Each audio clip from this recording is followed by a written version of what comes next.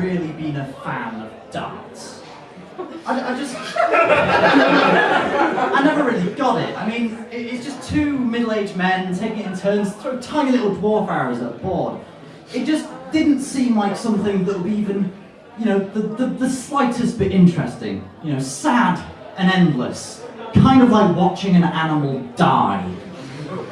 Boy, was I wrong. I recently watched the grand finals of the Darts World Championships, in which Phil the Power Taylor took on Gary the Flying Scotsman Anderson in a clash of darts-throwing titans. I won't spoil how it ends, because boy, was that some excellent darts. My favourite thing about darts are the player names. Each player has this amazing middle name. I've already mentioned Phil the Power Taylor. He's got a great middle name, the kind that people can respect. And to be quite honest, it makes my name, Edward John Dearden, seem a bit shit. I wish my parents had had the foresight to give me a better middle name. I mean, some of these players just have perfect middle names, borderline prophetic. There's this one player called Wayne Mr. Darts Cranston. That's a lot of pressure to put on a child giving them that name. It's like calling your child James Fireman Jones or Jesse UN Secretary General Thompson. I mean, what if Jessie becomes a down-on-luck waitress with barely 2 coins to rub together? With a middle name like UN Secretary General, people are going to know that she's a disappointment to her family. So, I know what you're thinking, that these aren't actually their real middle names. You think they chose these names? How do you think Tom the Bono Grevink got his name? By dodging taxes and pretend to care about Africa? No! Who do you think these people are? They're not satirical geniuses, they're darts players! Anyway, moving on. I love to party. I love all kinds of parties. Birthday parties, S-Club parties, swingers parties. In particular, I love fancy dress parties. But there's one thing I often struggle with. I try not to be a dick, I really do, but sometimes I can be a bit of an arsehole. But people don't understand how much effort I put into that rectum costume. They said it was disgusting. Apparently, rule 101 of costume design is don't smear it with actual human excrement. I've been doing some research into rectums the other day, you know, like you do. And I was interested to find out about a certain type, the inverted pork rectum. It's basically a pig's arse turned inside out and it's used to make dumplings. So naturally, after learning this, I tracked down the supplier. I wanted a taste of the action. But I went on their website and they sold all sorts. Pig rectum, pig spleen, pig uteri. Frankly, I was disgusted. Their prices were extortionate. I'm not going to pay through the arse for an inside-out pig's arse. At McDonald's they do it for £1, and it comes with chips and a drink. Anyway, moving on. As the proud owner of a biology GCSE, I can tell you empirically that the closest related thing to the rectum is in fact the eye. Now, my eyes aren't very good, as you can probably tell from the glasses. I recently got a new pair, and I noticed something strange about them. There's this strange text. There's a strange text just on the inside, just on the outside of the frame there. I mean, who's that for? I mean, it sure as hell isn't for me. I can't read it. I'm not wearing my glasses. Who else wants to read that? It's not like those slogans on t-shirts. People aren't going to come up to me on the street. Oh, excuse me, can I just read your glasses? Oh, it says, I'm with stupid. Very good, very good. No. The meaning of fucking life is written inside my glasses, for all I know. I mean, the cure for polio could be written right here, and nobody would know anything different. I mean, it's as if the scientists at Specsavers thought of a cure and just didn't know what to do with it. Put it on the glasses. But sir, this cure could improve literally tens of lives. We're called Specsavers, not lifesavers. Put it on the damn glasses. No, that's ridiculous. I've come up with the real reason. It's so that you buy a second pair of glasses just to read the first pair. But I'm not caught out by such cons. Not me. It says, Ha ha ha. Got you, prick. So you bought the second pair, did you? Fucking moron. Fuck you, Specsavers. I'm onto you. I don't actually mind wearing glasses. They're far from the worst of the face-mounted accessories. But I mean, I'd rather have an eye patch. I mean, there's so many cool things about eye patches. You can pretend to be a pirate. If you get a parrot, you can pretend to be an even better pirate. I mean, the possibilities are endless. But there is one major downside, and that's a lack of depth perception. I don't think many people fully appreciate how good depth perception is. For example, as someone without depth perception, you would find it very difficult to enjoy a good pantomime. She's behind you, or in front of you, or literally 5 miles in the distance. Speaking of pantomimes, let's talk about everybody's favourite pantomime villain, Kim Jong-un. Kim Jong-un, Kimmy J to friends. He's actually quite an impressive character in lots of ways. He's the world's youngest head of state. He's the second most famous person called Kim. He's also the supreme leader of a country that, judging by the flag, appears to be sponsored by Texaco. He's also done lots of things that some people would consider aggressive / morally reprehensible. He's also quite childish though, like the other day when he allegedly hacked Sony for being mean to him in a film. I think we could use this trait to our favour, for the good of the world. We can manipulate North Korea to improve the human race. Next time they do a show of force or a nuclear test, our response shouldn't be to condemn them. We should just say, meh. Not quite the cure for polio though, is it? I mean, this way we can get North Korea to do nice things. I mean, once they've cured polio, just act dead casual about it. I mean, it's okay, but you've not exactly ended the world hunger crisis, have you? This will continue for years to come, and in the future, North Korea will be remembered as the country that accidentally solved all of the world's problems. For me, solving the world's problems isn't just a hobby. It's a career choice. Thank you very much, I've been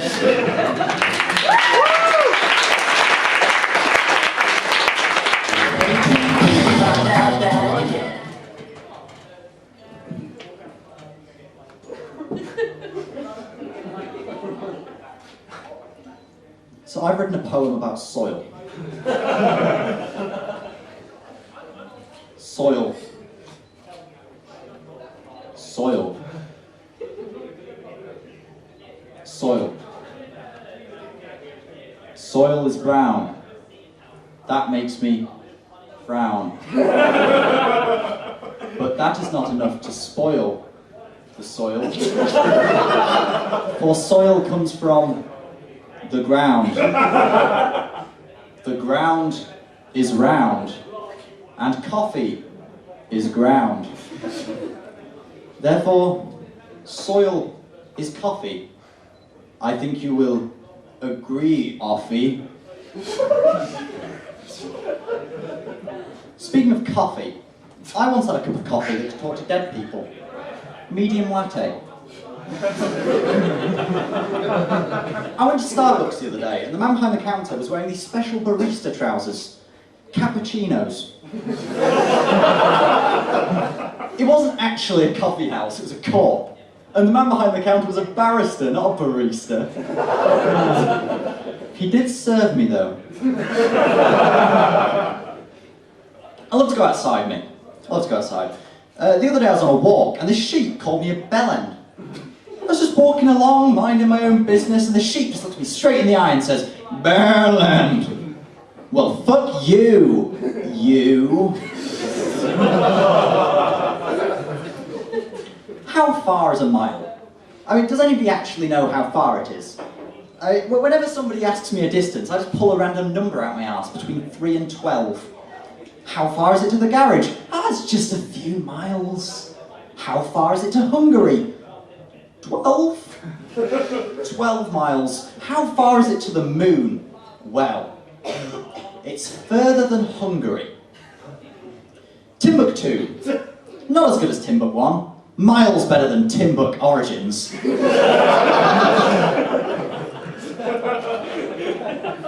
I've always had terrible hearing. I could never understand why the nuns invaded half of Europe. They must have really settled down after Attila died. A co-worker of mine once explained to me what the laminator was doing to the paper. It was encapsulating. Bit of a sweet laminator joke there for all you laminator fans. I went golfing with the same co-worker. We got to the receptionist said, "So, do you want to join the golf club?" I declined. I don't think I'd fit in the bag. Golfing isn't the only thing I like to do to keep healthy. I also make sure I maintain a healthy diet. For example, I always make sure I have 3 square meals a day, except on weekends when I have 2 circles and a triangle. I went to the spice doctor's the other day. When the doctor wants the next patient, he shouts, "Cumin?" I was waiting for ages. When I finally got to the doctor, I said, "About time." He kicked me out. Time's a herb. So it's Valentine's Day recently. And somebody actually offered to go out on a date with me if I cleared out their vermin infestation. I turned them down. 'Cause I would do anything for love, but I won't kill rats.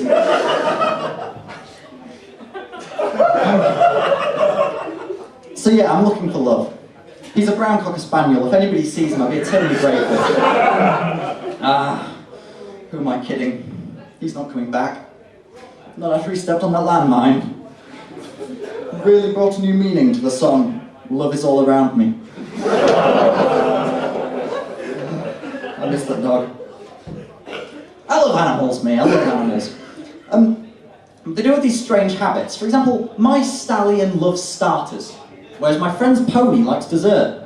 Well, courses for horses. I went to Horsetown recently. Lovely place, lovely place. Highlight of my visit was meeting the mayor. So, I've been reading about these things called anti-jokes on the internet. You know, anti-jokes. So I thought I'd come up with one of my own. I love my auntie. I also love Aunt A, Aunt B, Aunt C. Aunt D's a dick. My mum asked me why I bought a load of toy horses. "You said I needed a hobby!" I got into a fight with my parents. I mean, I wanted to go out, but they wouldn't let me, and they started talking about how I was an adult now, and I shouldn't need lifts everywhere, and how I should start taking on my own responsibilities. So I attacked them with a broadsword. Problem with that joke is that broadsword massacres aren't actually very funny, which is odd. My cousin was involved in a broadsword rampage, and she lost her head laughing. Or screaming, I can never remember. I got some new soap from my bathroom recently. It's chocolate orange flavoured. Now, every time I take a shit, I think of Christmas. And the inevitable fight that takes place over that piece in the middle, while I sit in the corner, taking a shit. Until recently, I thought Margaret Thatcher was just a lady who'd do you a nice medieval roof. Speaking of Thatcher, I have a theory about what really happened with the miners' strikes. Mining was actually a perfect meritocracy, so by the 1980s, all of the prominent miners were canaries who'd worked their way up through the ranks. They weren't actually on strike, they just couldn't use the tools with their tiny little wings. Here's an edgy joke for you. A dodecagon walks into a bar.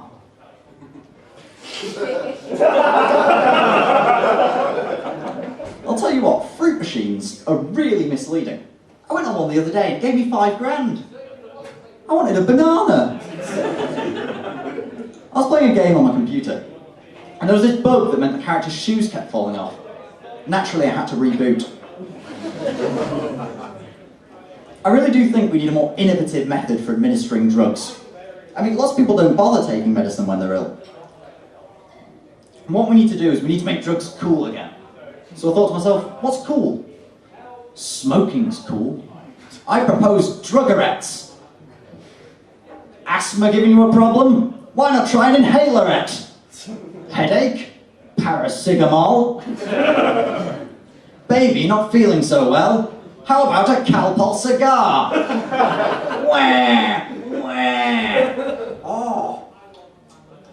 Oh, that's one good cigar. Thank you very much, I'm an editor.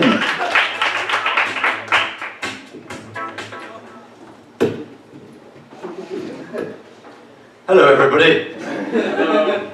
My name is Edward Dearden, and I'm here today to read you an extract from my memoirs.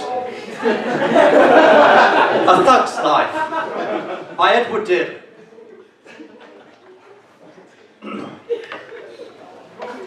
You may not have guessed this from looking at me, but I'm pretty hardcore. Much like a donkey who's just suffering from allegations of assault, I am a badass. What I'm saying is, I'm pretty down with the kids. You know, back in my school days, I was the Rizzle Dizzle. That's real deal for all you less informed peons. Like all the best deputy head boys, I had skeletons in my larder. I was, in a gang. Anybody else done anything badass? You, sir. What's your name? Ed. You have a similar name to me, Ed. Ever done anything badass? Slept on a roof once. Not quite a gang, though, is it? Not quite a gang, is it? No. Yeah. Our gang was pretty much the coolest gang in the school. We carried our signature weapon, a sharpened protractor. Not only was it useful for fending off our foes and gaining the street cred, it was also very handy for drawing our gang's logo, 2 concentric circles. I don't mean to brag, but our logo was pretty damn round. We were called the Beastly Boys, largely down to our beastly behaviour and the fact that our song, the national gangtham, was heavily inspired by everybody's favourite hip-hop ne'er-do-wells. We had weekly gang meetups in the school library. Our games of Boggle were legendary for both their high-scoring words and their notorious quietness. Our large vocabulary was only slightly larger than our respect for the school library's silence policy. We didn't want to get kicked out mid-bog. That's what we call Boggle. In the hood. Now, this isn't to say we're all big old swats in the library. No. On occasion, we did like to tear that shit right up. Like, there was this one time,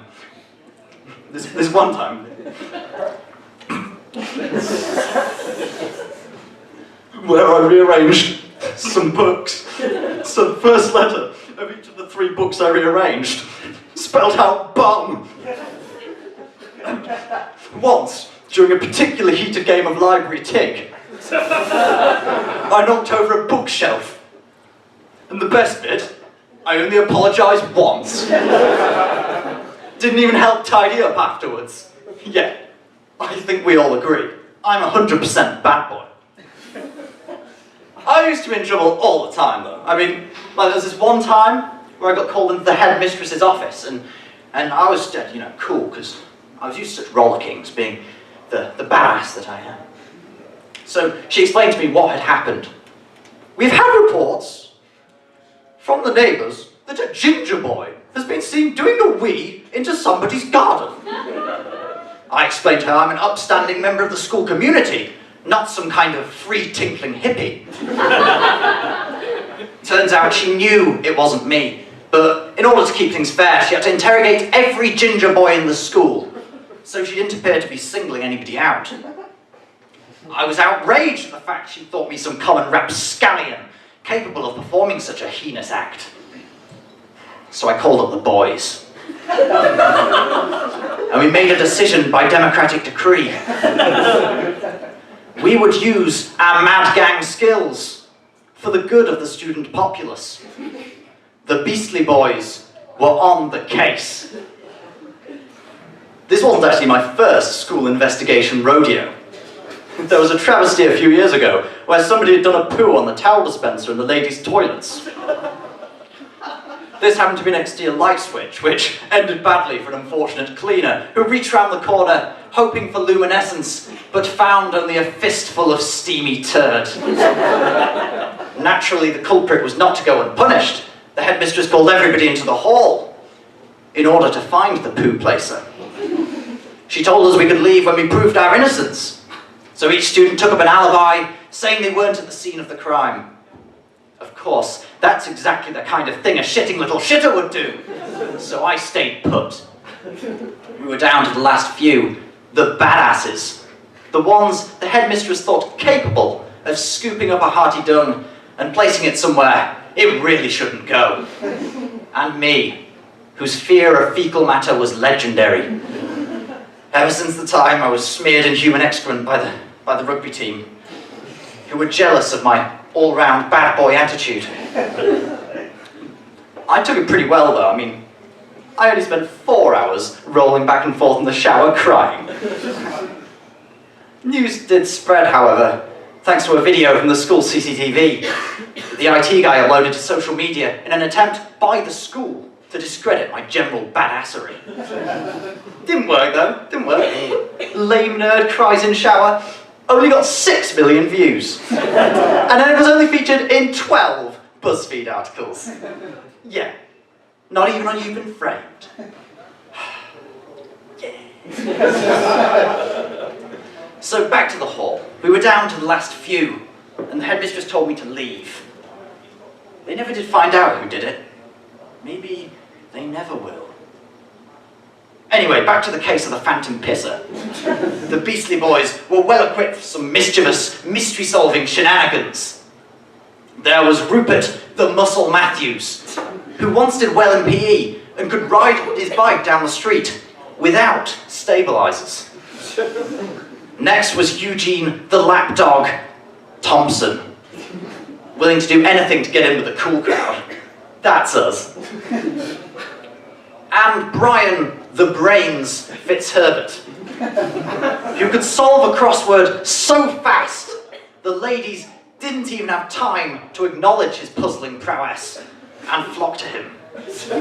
And finally, me, baddest in a long line of Dearden bad boys.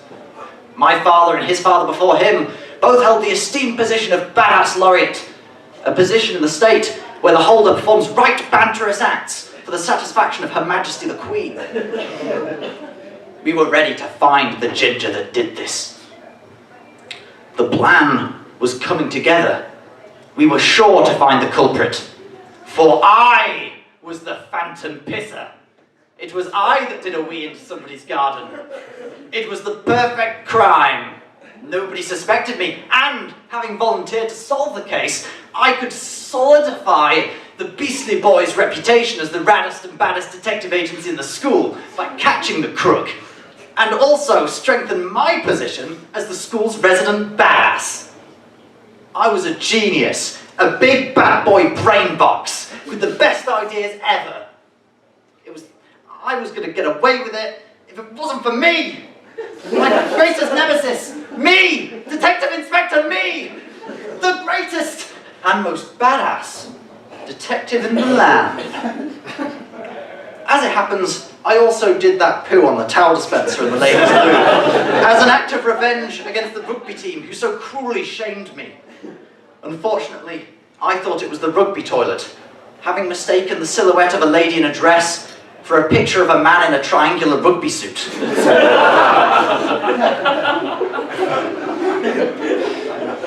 I got the last laugh, however, because as it happens, the cleaner who stuck her hand in my stinky arse truffle just so happened to be the rugby captain's mum's best friend's sister from high school. Yeah, so I think I won that one. Thank you very much, I've been Edward Dearden. Good night.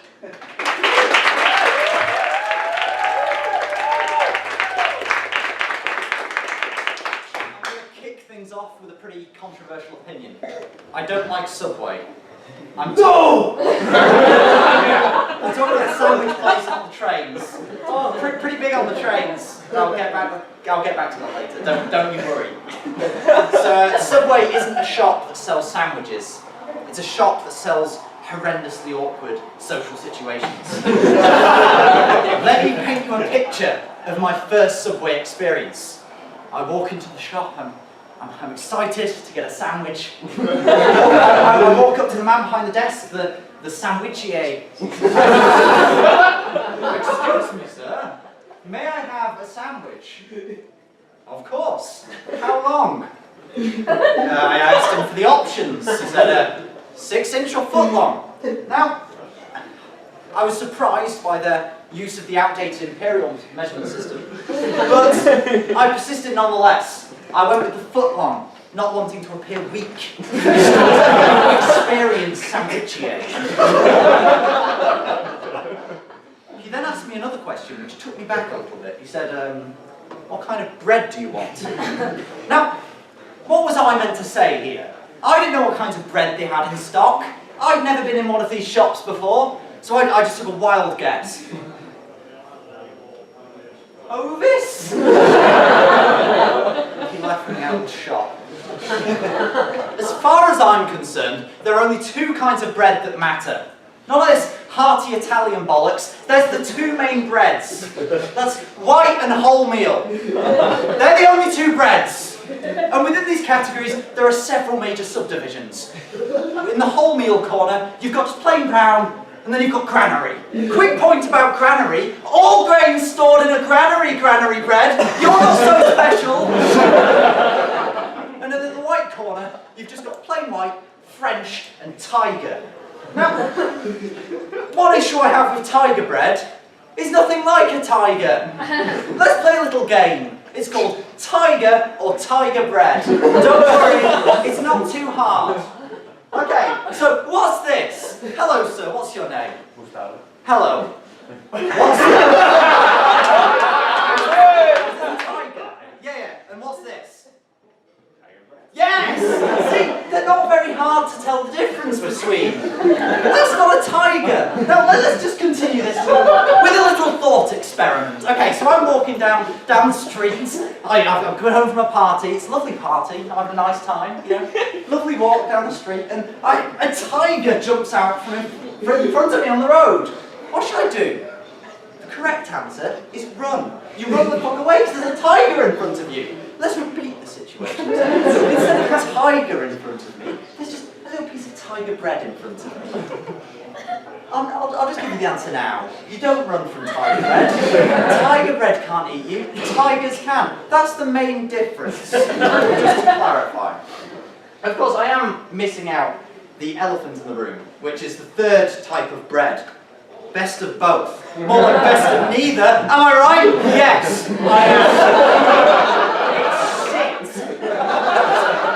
It takes the worst half from each type of bread. Now, it takes the white feature of having 0 health benefits, and it takes the brown feature of tasting like absolute shit. Now, I'm confident that at least 95% of the world's problems are down to best of both bread. The Great Fire of London was caused after a baker left his oven on. What was he cooking? Best of both. The Titanic, you know why it sank? Because the captain was having a little sandwich. Got distracted, didn't see the iceberg. The bread, best of both. Hitler ate best of both. Just saying. Nearly the sour puss he was if he just changed to a crusty white bloomer.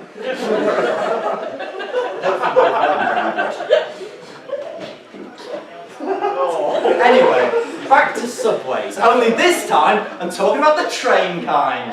Choo-choo. More like choo-woo, because I bloody love subways.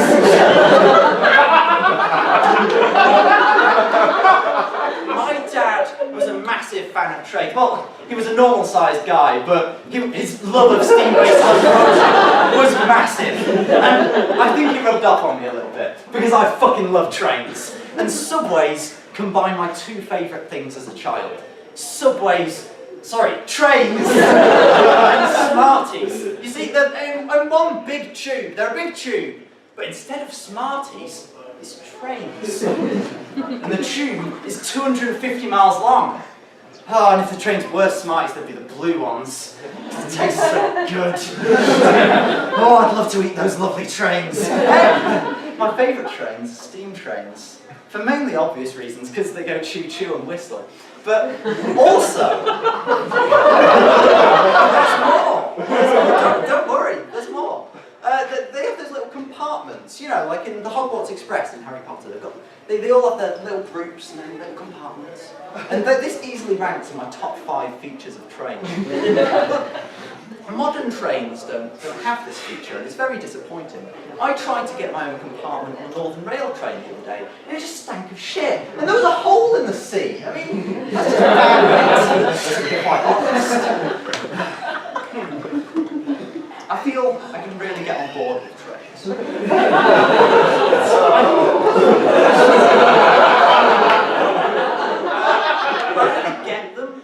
We're very similar. I feel like we're both creatures that just eat and use the energy to keep moving forwards, except when there's no turntable and they've got to move backwards, but then, you know, they're still moving where they want to go, which, you know, I really try to emulate. And also, they're always late, and steam comes out my chimney, and I still pull out at train stations. It's weird. Another thing my dad loved, other than trains, he loved trains. He loved trains. But he also loved golf. Now, I was never much of a fan of golf as a whole. You always get hit by balls. As a player, however, it was also not great. I mean, it's just a lot of walking with occasional rapid hand movement. Kind of like wanking off a short distance runner. But I did love mini-golf. Mini-golf is the sport of kings. I don't want to make it sound like I'm dissing mini-golf, because I love it. But there are some issues I take with it. For example, the main components of golf, the club, the ball, and the hole, are exactly the same size in mini-golf as they are in regular golf. And the only other component, the course, is just a putting green. In fact, the putting greens in mini-golf are often more intricate and elaborate than the putting greens in regular golf. It's less of a mini version and more of a sequel to golf, like Golf 2, putting boogaloo. And another issue is the obstacles. They don't have those obstacles in real golf. It's not a mini version of golf. There's not a big windmill in St Andrews. I mean, Tiger Woods doesn't line up his shot to go up a ramp, jump over a pond, land in a fucking tube and get shot into the bloody hole. Although that does sound like a lot of fun. And well, the one redeeming feature of golf is that it's like a physical violence. I'm not a fan of contact sports. We used to play rugby at school and I hated it. And I used to treat it like a big game of hot potato. So you'd be running along, you get the ball, you just get rid of it as quickly as you can. You don't want that ball.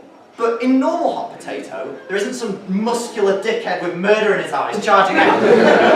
In retrospect, it was probably conjunctivitis in his eyes. But I mean, he still wanted to crush my spine.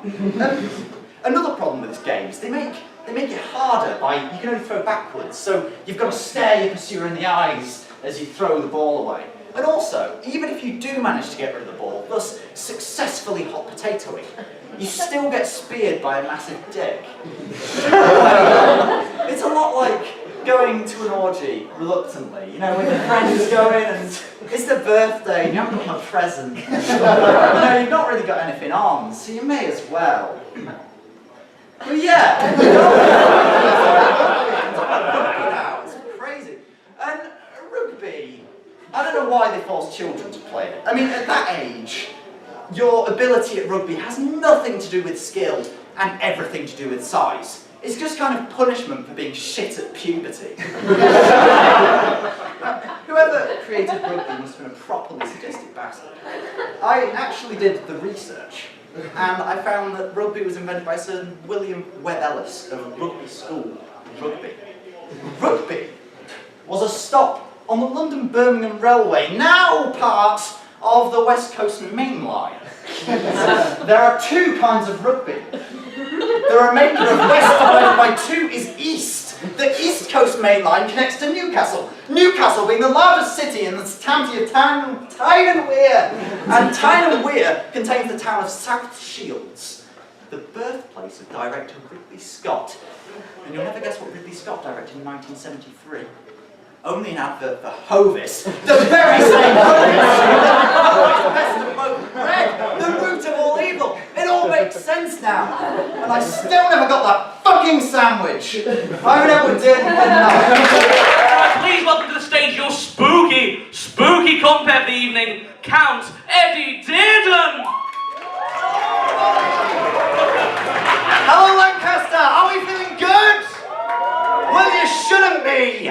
Because do you know what day it is? Hello, sir, what's your name? Hello, Henry. Do you know what day it is, Henry? It's Halloween! Halloween, the spookiest night of the year. Do you know why it's the spookiest night of the year? Because all the monsters, all the ghouls, all the spooky vamps like me, are all getting their clothes on, getting ready to go out. They're ready to trick, and they're ready to treat. Now, sir, hello, what's your name? Michael. Hello, Michael. Do you like trick-or-treating? I do. Have you ever been trick-or-treating? I have, yeah. Do you like it? Yeah. Which is your favourite? Trick or treat? Tricks. Tricks? What kind of tricks do you do? I've never actually tricked anyone. Ah, see, I'm well versed in tricks. I went to the Trick Academy. The Trick Academy of ghouls and vamps. The ghouls aren't so good at tricking, they're pretty good at treating. The vamps, tricksy. Tricksy like Mixie, me. That is. Hello, sir. What's your name? Hello, Matt. Trick or treat? I don't have any treats. No, I can give you a trick. A trick? Okay.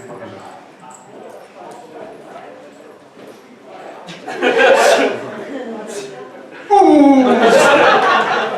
Tricked and spooked. That's a spooky trick right there. I've got more. I've got an impenetrable pocket of tricks. Hello, sir. What's your name? Sam. Hello, Sam. Trick or treat? Don't have any treats. Have a treat then, please. Got a spooky spider on your shoulder, Sam. Ah! No, it's Spooked. Hello, sir. What's your name? Jack. Hello, Jack. Trick or treat? Trick. Cottoned on. Ooh! That's an oldie but goodie. But tonight isn't just about tricks, and it's not just about treats. It's about spooky joy. Hello, what's your name? Hello, Dervler. What's your favourite kind of spooky joy? A pumpkin's party? A Skellingman's birthday? Vampire vandalism. That's spooky joy, and it brings spooky misery to others. That's what I call a spooky thing. Anyway, spooking is serious business. I like to spook. Do you like to spook? Sure. What's your name? Dave. Hi, Dave. Hello. Do you like to spook? Love it. What's your favourite spook? Just give me some options. Okay, options. Okay, you've got Eggy Spook. You've got the Silly String Spook. Are these like the Smurfs? Got the TP Spook. Do you like a TP I Spook? love a TV. I was gonna TP the audience tonight, but I couldn't nick any bog roll from any of the toilets around here. So that's a little behind the scenes fact. So Henry, I've spoken to you. What's your favourite kind of spook? The skeleton kind. Don't we all love skeletons? Which brings me on to my special friend who's here today. It's Scary Stan, the Scary Skeleton Man. And he's here to say hello. It's his voice. His little baby skeleton. He was born a skeleton. Just to stress that point. He's happy. He's lived a happy life. Well, afterlife. Not that he died. Just to clarify. Anyway, tonight we have a few spooky rules. The spookiest of rules. And as spooky rules, if you don't follow them, you're going to get spooked. You see those big spooky doors back there? Don't go through them. They make a big spooky noise. Go to those. They make a far less spooky noise. Don't want to outspook the spooksters on stage tonight with a spooky noise. And the next rule, there's a camera at the back there. Don't knock it, or I'll spook your lights out. Don't use your phones. They'll buzz like a spooky, buzzing little ghost. And also, don't talk to the acts. Talk to me. I'm a spooky vamp, I can take it. These other acts, they ain't no monsters. They can't take the spooks, they can't handle the spooks. So anyway, I'm about to introduce the next act. I'm going to do a little thing to build some energy in the room.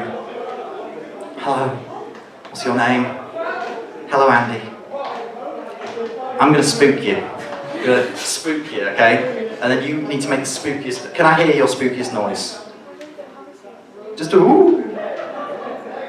So, do you want to do a spooky noise? Come on. Yeah. Okay. So I'm going to spook this fine gentleman. And he will make a spooky noise. And then we will all join in. Make a spooky choir of spooky voices. And we'll spook the next act right onto the stage. Okay? So let's just practice the spooks, okay? Ooh! Yeah, everyone joins in, okay? And after that, I'm going to introduce my next act, who is the wonderful Tom Clements. He was birthed by vampires, and that's what makes him spooky. It wasn't me. Didn't birth him. Anyway. Ooh! Welcome to the stage, our next act, Mr. Tom Clements! Wasn't he spooky, everybody? Wasn't he spooky? I was quivering in my vampire shoes. Ooh. Vampires are notorious shoesmiths. Just a little vamp fact for you all. Thank you, Helpman. I bet you have vampire blood in you. Or you will by the end of the night. Anyway. I'm a bit of a spooky statistician. Don't know about you. So I thought I'd conduct a bit of a poll. Not a sharpened poll, because I might fall on it and die. But a poll nonetheless. What is the spookiest monster? Ghosts? Vampires? Scary ghouls? Wizards? They're less spooky, but they can whip up a spooky spell if they want. Hello, sir. What's your name? Hi, Zach. What's the spookiest monster? A ghoul? What's so spooky about ghouls? Yeah. Pretty spooky. Have quite the smell, don't they? Yeah, it is. I knew a ghoul once. I used to keep my arm's length, or mainly because he was trying to eat my chest. And their arms aren't very long. My arms are longer. I still have a chest. Anyway, Matt, what's the spookiest monster? A vampire. Thank you. You flatter me. But seriously, what's the spookiest monster? Because I like your conviction here, but come on, werewolves. Like wolves, aren't they? Big spooky werewolves. You can turn into a man. You could be a vampire werewolf. Yeah. You can turn into a wolf. Yeah. This guy gets it. Anyway, I've always had a soft spot for boogeymen. Being the party animal that I am. Mummies. They're pretty great too. Hello, sir. What do you think about mummies?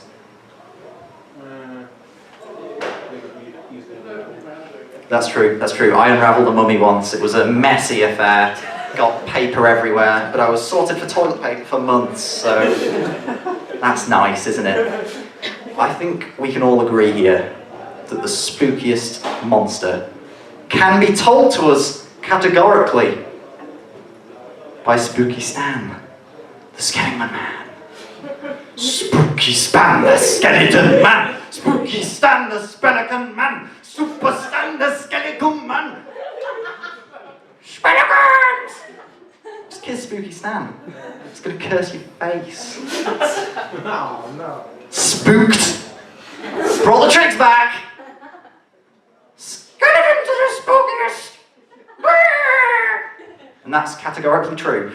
So we've all learned what the spookiest monster is. The spookiest ghoul. The spookiest spook. So let's bring on our next act. This man is very spooky. He's the spookiest man in town. And he's gonna bring us a spooky, one man, 3 character, short play. That's an S for all you who can't see my fingers. So, alright Zach, listen to the lip. So what I'm going to do is I'm going to spook another person. I'm going to pick Matt because he flattered me so earlier. So I'm going to spook you, and you will start the chorus of Spooky Spooks.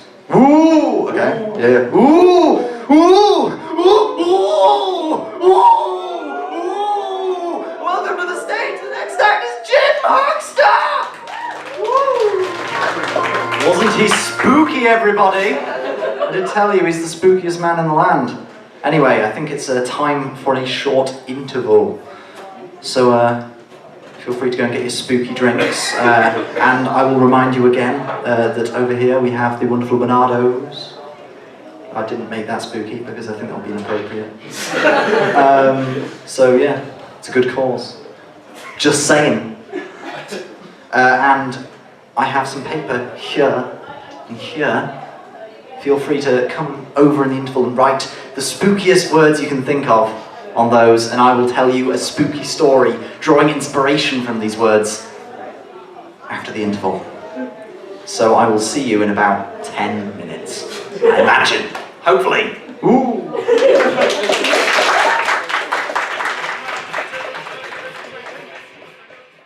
Ladies and gentlemen, please welcome back the spookiest compere in town, Ed Dearden!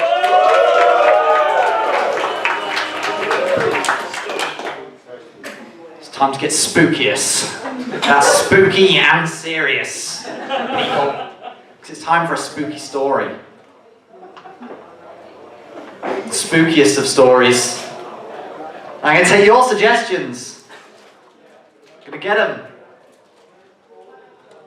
There they are. Gonna scavenge like a dog. A filthy vampire dog. I'm gonna tell the spooky story that you all wanted me to tell. Picture the scene. It's a dark, stormy, spooky night. It's a Tuesday. The spookiest night. Except tonight. But that's because it's a special occasion. A young, spooky lad walks up to the spooky gates and says, I am a woman. I walked into this men's as at the breath. The spooky breath. And it's fine, I like the illusion. This boy, this spooky lad, was in fact a spooky lass. And the spooky lass was spooked by breath. The spooky lass wanted to know the true meaning of Halloween. So let's tell her! Let's tell her, everybody! The spooky lass walks into the spooky corridor, the first room of the spooky house. And there she sees spooky YouTubers. PewDiePie! PewDiePie is stood there, looking like death himself. He's screaming! He's screaming at Five Nights at Freddy's 100. It's spooky, and so is he. The lass screams and shouts, "Ectoplasm surprise!" She threw the ectoplasm that she had in her pockets at PewDiePie, and PewDiePie died.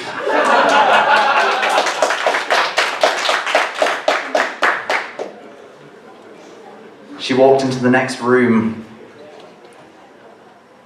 It was a spooky room, the living room. She walked into the living room and saw in front of her, Corbin, love. Corbin, love. Why are you in the living room? You're not very spooky. He'd got lost. He'd got lost and he was looking for a well. He didn't find a well. He found a spooky living room. And in the spooky living room, along with Love Corbin love, someone's tickling my bomb. Why did Corbin love have a bomb? And why was the spooky lass tickling it? These are the questions that we can answer in our spooky story. The spooky lass pushes spooky Corbin out of the window and says, "Bye, socialism." Spooky Corbin's spooky bomb explodes in a spooky explosion of spooks. She goes into the next room. Your mum's room. This is to make the story personal. She went into your mum's room. Your mum's room. Your mum's room. It was all mum's room. The room of the mums. And you know what mum likes? Mum likes 12-year-olds.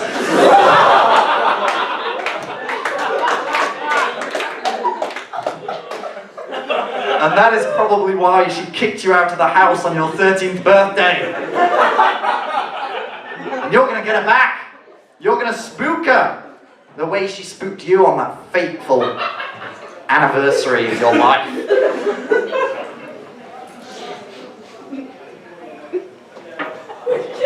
I had it the wrong way around.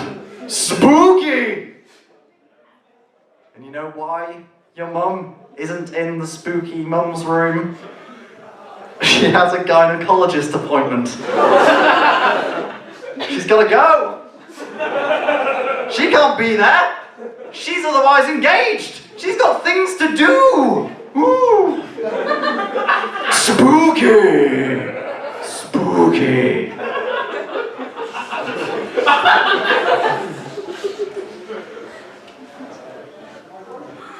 And in the next room, it was more of a cupboard, a pantry, if you will. Your mum's pantry. In it was loneliness. The scariest monster of all. I lied before, people. Loneliness is the true monster of life. And you know what you know what the young lass did to loneliness? The young lass punched loneliness in its crusty vulva.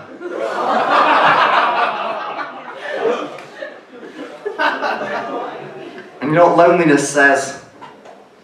Loneliness said, young lass, young lass, live life like there's no tomorrow and always remember to machete the night away. Yes, you will, young lass. You will machete the night. You will machete it good. And always remember, every spooky story begins with a machete.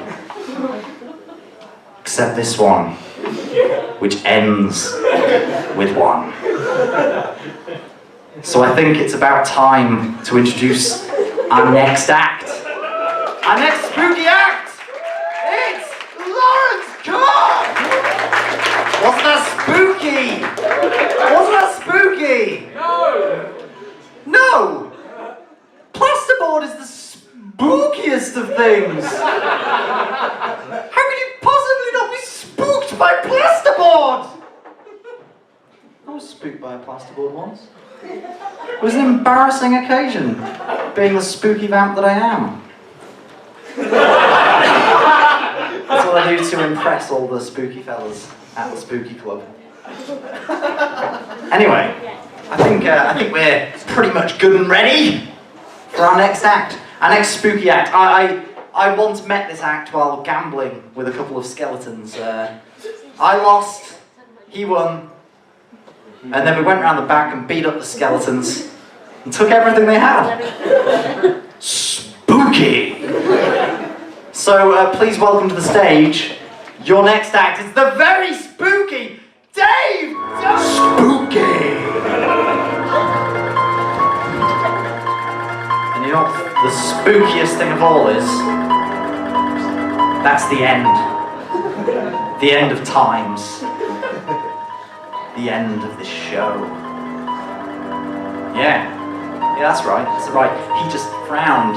That's how sad you should be right now. But anyway, this music is really I'm really... Why did we get this the whole show? We should have done that. I'm just saying, that was an oversight. You know, it's not an oversight. Alright. That's the cheek. Yeah, I mean, so. Got to do the explosion.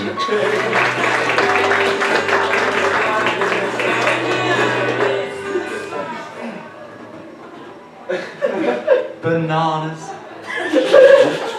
in pajamas are coming down the stairs.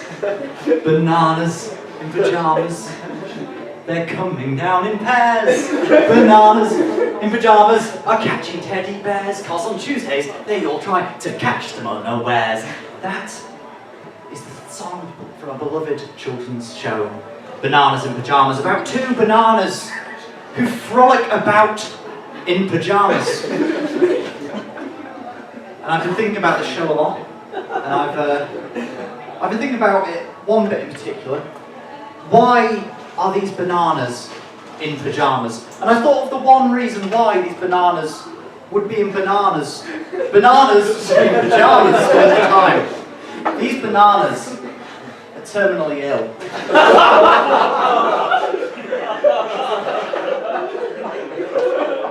The only explanation. And they're not even that old. That's exactly. You can tell because they've not got those black blotches all over them. I mean, just thank goodness they're not green. Or we'd have to call bananados.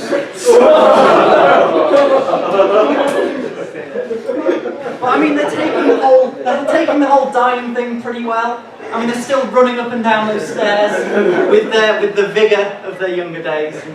And but maybe one day they won't come down those stairs. Maybe one day the teddy bears will wake up and wonder where their irritating banana friends have gone. And they'll walk up the banana stairs, open the banana bedroom door, look to the banana bed and see banana one lying still and cold as a regular banana. And banana two cradling his lifeless friend and sobbing. That'll be a sad episode. So I wrote a song for it.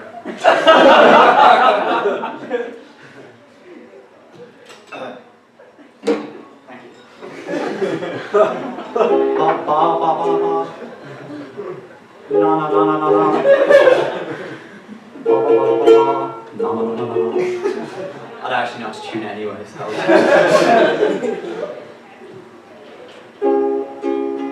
It's a good start. Bananas in pajamas are coming down the stairs. Bananas in pajamas are coming down in pairs. Bananas in pajamas are chasing teddy bears. Cause on Tuesdays they try to catch them unawares. That's just an old one. Bananas in pajamas, they're lying in their bed. Bananas in pajamas, thoughts going through their head. Bananas in pajamas, their hearts are filled with dread. Cause on Tuesdays or any other day, they might be fucking dead. Bananas in pajamas, the deaths will make the bears sad. Bananas in pajamas, that'd be really bad. Cause the bears might jump in front of a moving car. Whose fault would it be? Why, those fucking bananas. Bananas in pajamas. Oh, bananas in pajamas. Oh, bananas in pajamas. Bananas in pajamas. Bananas in pajamas.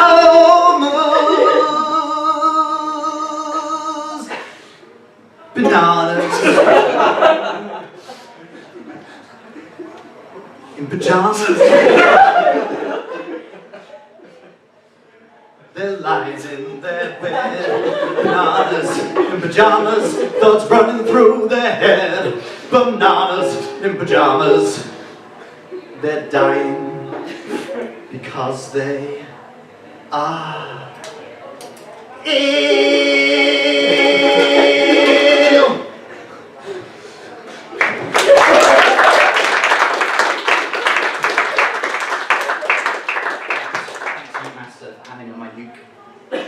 No problem. The message from that: don't make light of death. So I'm going to lighten the mood a bit, with some dog singers. We like dogs, don't we? You all love dogs? Yeah, everybody loves dogs. Okay, so let's get them started. Labradors, Labradorable more like. Golden Retriever, the only thing that guy's retrieving is my heart. Jack Russell, who's that? Your dad. Beagle, yes please, I'm famished. Sheepdog, make your mind up, nature. King Charles Spaniel, who's that? Your dad. Basset Hound, I'm more of a Roundtree's Hound kind of guy. Pomeranian, I like that Pomer in my anium. St. Bernard, who's that?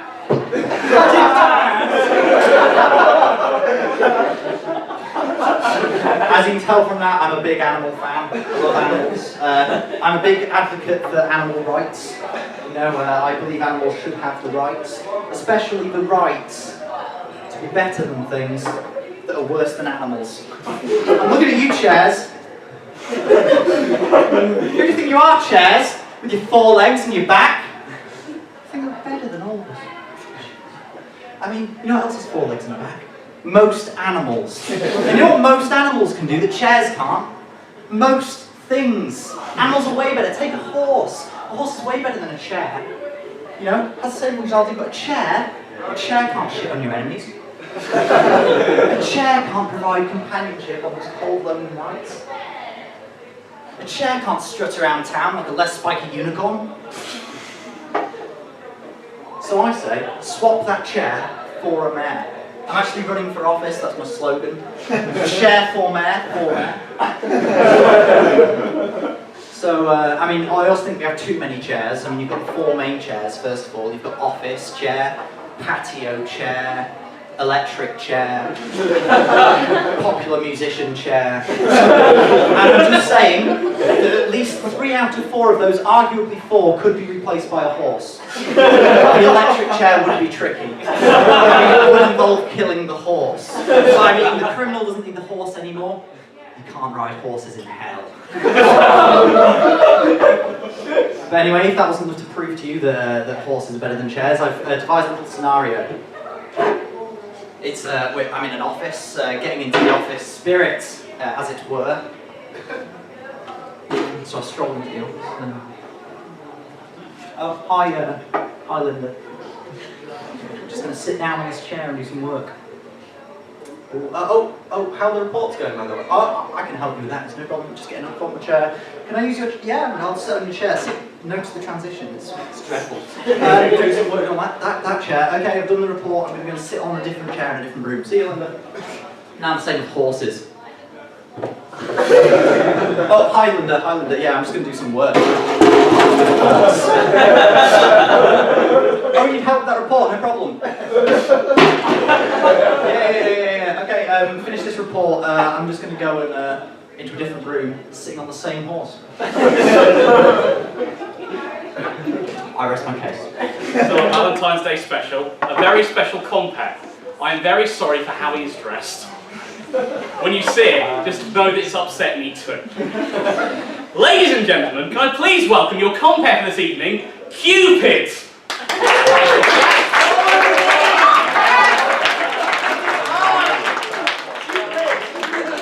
The baby prince of love! I'm here tonight to bring an evening of love and romance. Please don't hurt. I'm hurt right in my heart where I shoot arrows. No, I'm going to take you on a Valentine's Day ride. Do we like Valentine's Day? Yeah! No! Come on! It's kind of my thing. It's my jam. Hello, sir. What's your name? Hi, Jim. How are you? You loving Valentine's Day? Oh, come on. It's a week. It's a busy week. Like Santa's week up to Christmas. It's hectic. But, are you a big fan of Valentine's Day? Not particularly. Why not? Because every day is Valentine's Day. Well.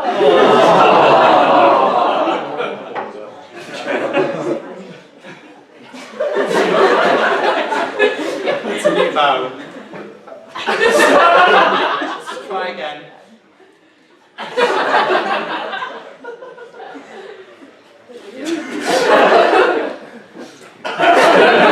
That's the spirit. Anyway, does anybody else here love Valentine's Day? Or hate it, as it may be? Hate it. Hello. Hello, what's your name? Abigail. Abigail. Why do you hate Valentine's Day? It's just there for people to make money off. Hey, for me to make money off of. I'm Cupid. The guy with all the love. I'm a 900-year-old baby. I know you've been thinking it. I've seen it on your faces. Well, why is there a 900-year-old baby stood up here with his glorious bow?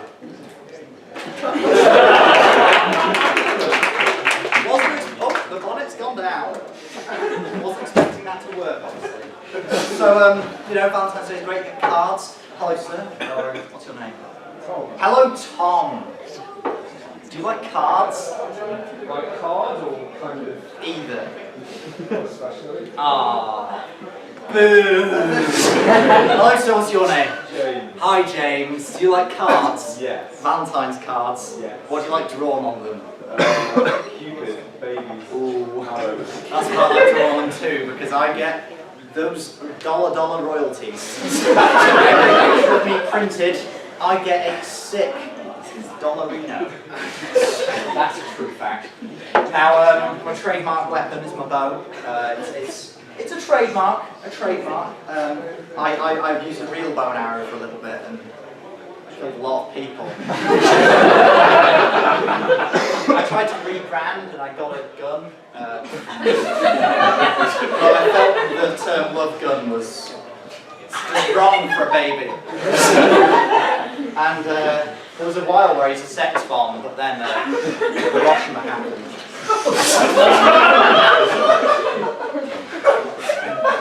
But yeah, tonight, love and romance, wonderful things like that, gifts. Has anybody here got a lovely gift? Doesn't have to be for Valentine's Day, just a gift. Anybody here got a gift? You haven't got a gift? Why not?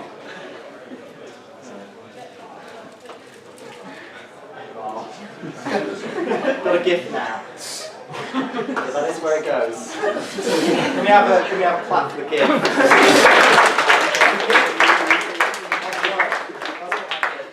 So tonight we're in for a lovely night of comedy. It's not all people dressed as babies. I've brought some cherubs with me, some lovely comedy cherubs. And, they will be performing. And yeah, it's not all love-based material, but. Maybe it should. So another thing, meals. Talk about meals. I don't know why I brought up that. Hello, sister. Hi, what's your name? What do you like to eat? If somebody got you a pizza for Valentine's Day, would that be nice? Pretty nice, yeah. Cool. I'll remember that. Next Sunday. Yeah. Anyway, tonight we've got a few rules. We've got a few rules for tonight. There's a camera at the back, don't knock it over. There's big doors at the back, they make noise. Don't go through them. Go through those doors if you can. And don't use your phones, because that's being rude and not loving at all. And if you don't talk to the act, if you're going to talk to anyone, talk to me, because I am lovely. As you can very clearly tell. I'm going to raise the energy in the room a bit, so, look, I'm going to do a question answer. I'm going to pick someone. I'll pick you, James.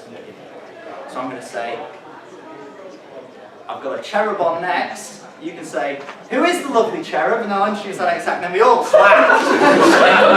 Isn't that nice? We all lovely clap. So we've got a lovely cherub on next. Who is the lovely cherub? Eh? Why is the lovely cherub Mateusz Juczyński?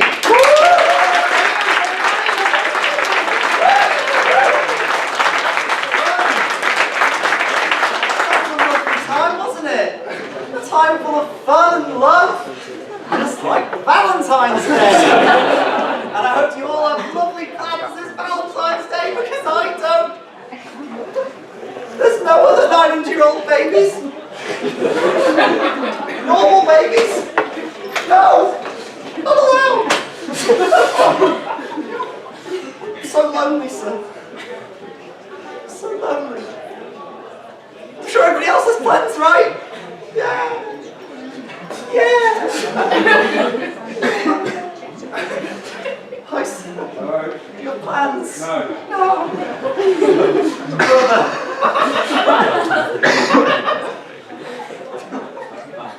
Brother. Anyway, I've got some Valentine's Day facts for you all. Some Valentine's Day facts. I actually invented Valentine's Day on the day of my birth. I was born pretty regularly, fairly normally, but at great speed. I went soaring through a local shop window. It was a food shop, a restaurant. It was a restaurant. And in it was a certain Mr. Jeff Valentine, having a lovely meal with his soon-to-be girlfriend. And on that day, he just choked on a little vegetable. The date vegetable. A date. That's the name. That's the word. Now, and I came flying through the window like a post-fetal meteor, a meteor. And hit him square in the chest, dislodging the date and allowing this date to continue. And that's actually where the word date comes from. Yeah, I've got more facts. There are 7 billion potential targets with the old bow and arrow. It's true, it's always increasing as more babies are born. Babies give them power.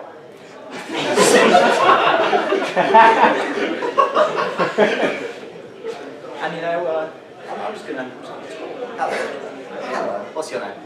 Hi, Chloe. Food? What kind of food? I don't know.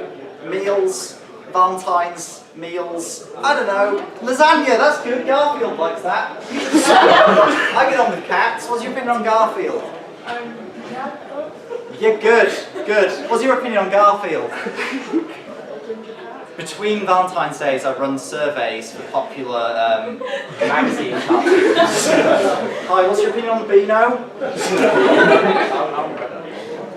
Fuck you. Dandy? Batman? I'm out. I'm a terrible spokesman. Well, I'm a great spokesbaby, but not many babies can speak, so it's a bit of an empty honour. Anyway, we're going to do the same thing as before, but with chant and recall, whatever it's called. Hello, sir. I'm going to say to you that we've got a cherub coming on, and you're going to say, what cherub? Again. We've got a cherub coming on, sir. What cherub again? Oh! I'm glad you asked, because this cherub is the cherub Hannah Wesson. Woo! Cupid!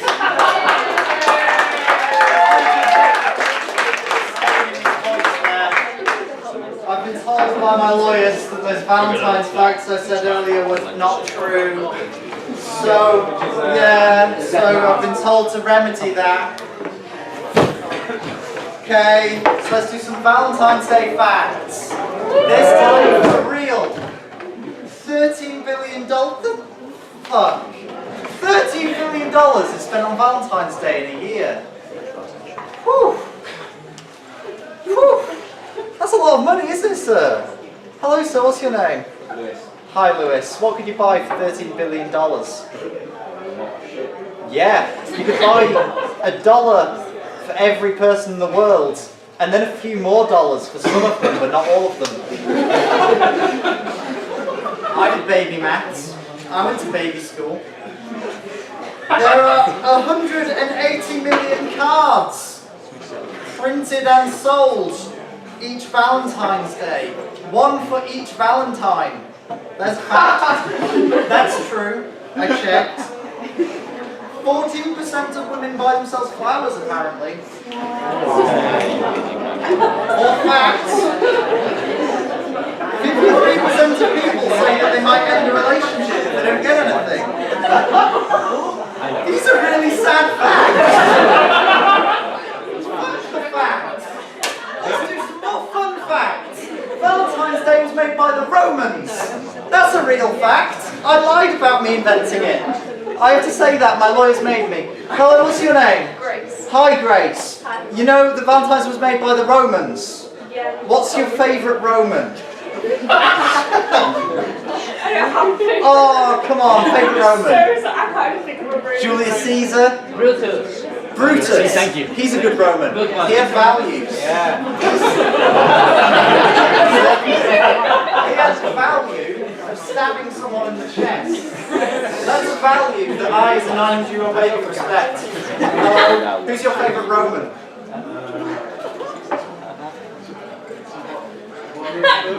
One of the Romans. Augustus, he was a Roman. Do you like Augustus? He was the inspiration for the popular character Augustus Gloop. A Roman who just ate too many Roman grapes. And it was such a big Roman tube. And that's the true story of Augustus Gloop. And now I'm going to do some move on from facts to matchmaking. We'll do some matchmaking, some celebrity matchmaking. Because I've matched a lot of celebrities in my day. You know, I've shot them. They're just like anyone else. They go down, it's just the same. So, hello, sir. Hello. Hello, what's your name? Zach. Hi, Zach. What's your favourite celebrity? Or any celebrity? I not can only think of my favourite. favourite Roman now. Favourite Roman? Gaius Gracchus. Well, I know who that is, but I don't think anyone else does. Just name a person. I don't know. I'm sorry, okay. John Lennon. John Lennon. Hello, what's your name? Katie. Hi, Katie. Name a person.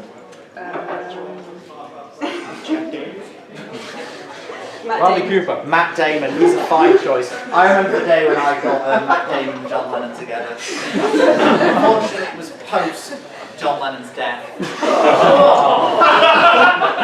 didn't do anything. I just got them together. I got them on a date, you know. It's nice. Hello, I'm going to climb over here. Hello, what's your name? Hi, Bert. Sorry. B. Cool. I'm sorry. I'm baby.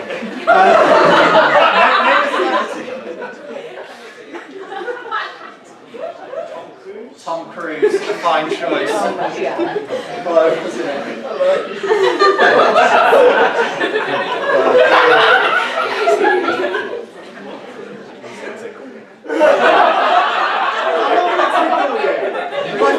My fingers have very little substance. Okay. I'm but a babe. Celebrity. Preston from Big Brother. Preston. I remember the day I got him and Tom Cruise together. I was just like, Tom Cruise, you like a big brother.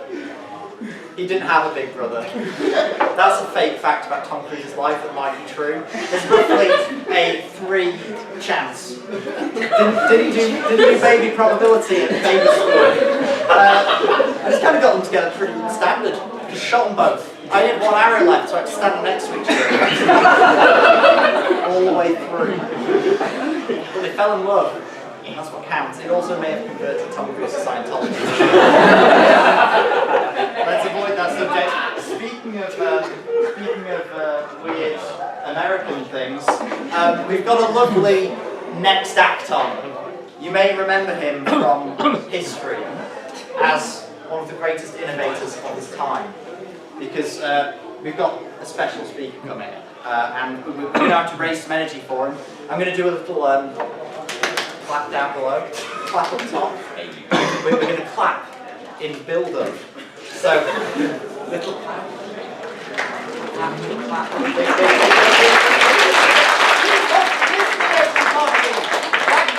Brave. I've shot many arrows into him. He'll never die. So we're just going to move on straight to the next act now. So we're going to do some more energy clappy clap. We like the energy clappy clap, don't we? So we're going to do little clap. Big clap, big clap.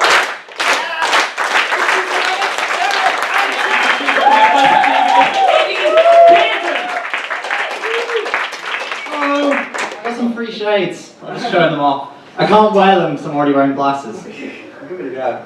Sun shining. No, it's too dark. Sun shining. It's beautiful. The ice creams are running free like wild chickens. So I'm going to talk about death. Specifically, one's first experience with death. Isn't that fun? Now, we all have a first experience with death. Because we all die. We do. It's a fact of life. And if nobody dies before you, then good job. Well done.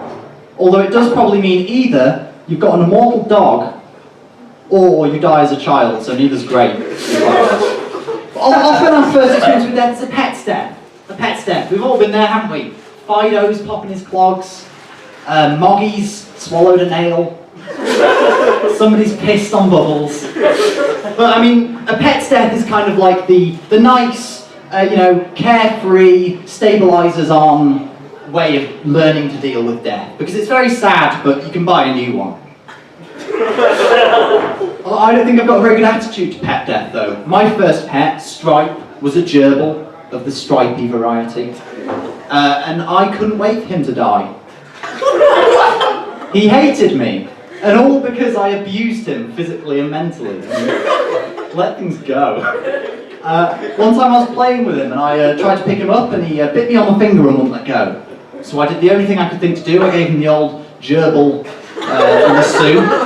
Round and round. He was on my finger like a broken yo-yo. Kind of round and round, round and ooh. And he landed. He was still and motionless. So I picked him up and put him back in his cage. Didn't try to bite me this time, did he? Coward. Next morning, my mum found him dead. And guess who got all the sympathy? Not me. I had a plaster on my finger for a week. You win this round, Stripe. But I win all future rounds on account of not being dead. After Stripe, I got some rats, Dmitri and Nikolai, named after famous chemist Dmitri Mendeleev, and a man with the name Nikolai. Rats are wonderful creatures. They're intelligent, they're playful, they have humongous testicles. Humongous isn't a word, but I've made it for rat testicles. They're massive, they're like meaty boulders. And they have the ability to retract them into their body when they feel threatened. They were never threatened around me though. Always hanging free. Balls bouncing off my body. It was wonderful. Until one day I was playing with Dmitri and he ran off and I tried to grab him, but I grabbed only Bollock. And he turned and bit me and I looked at him man to man and thought, I deserve that. You don't grab a man by the balls. He never forgave me. From that day forward, his cage was next to my bed, and every night he'd pick up his own poo and throw it at me through the cage. And I'd just lie there, lying in bed, a brown hailstorm descending upon my brow, thinking, yeah, I deserve this. He died shortly after. Of unrelated means, I didn't kill him. But he died, and this time I was sad, unlike Stripe. So I built a coffin for him with my bare hands. But I forgot to take account of the fact that the tail would succumb to rigor mortis. So I didn't build the coffin big enough. So I kind of had to drill a hole in the bottom of the coffin and just kind of slide him in. He was like a wooden lollipop. To be honest, I don't think I was sad enough about his death, really. It was quite funny. The lollipop bit, not the death, that was sad. But to be honest, it wasn't that sad, because he lasted exactly as long as Pets at Home said he would. Like, if he'd lived less long, then, I'd have been asking for my money back. But any longer, and I can only imagine Pets at Home would have come round and shot him in the back of his little head. Because a life estimate is not to be broken. And I think he died at a good time, because he died before I got bored of him. Some animals live ages, like dogs, some of them live like 18 years. How can you love something that long? And kids, they last fucking ages. I predicted when I was going to die in primary school, like you do. I thought, this tomato can have an expiry date, why can't I? And I don't remember what the date was, but after that date, I'm gone. And if I'm not, Pets at Home can come round. Got a bullet in my skull. It's all good. And when that day does come, I'll go to heaven, and maybe I'll meet Stripe, and I can throw him down to hell where he belongs. And then as I'm falling with him, falling down to hell, I'll feel a little ratty claw grab me by the bollock, and I'll think, thanks, Dimitri. I did deserve that. Thank you very much. I've been able to... Compare for the evening, Mr. Edward Dearden.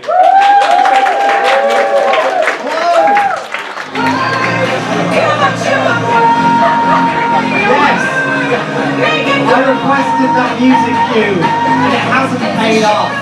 It happened after I came on. You're fired, Mr. Tech Man. Are we all feeling good? Yeah! How many of us were at the firework display just now? Yes! They were bright and sparkly, like a majestic bloom of floral fire. Isn't that nice? But lots of stuff has happened this week. It's been a lovely week in general. It's been the best week of the year. Halloween and bonfire night within almost a week. I'm not sure how many days exactly.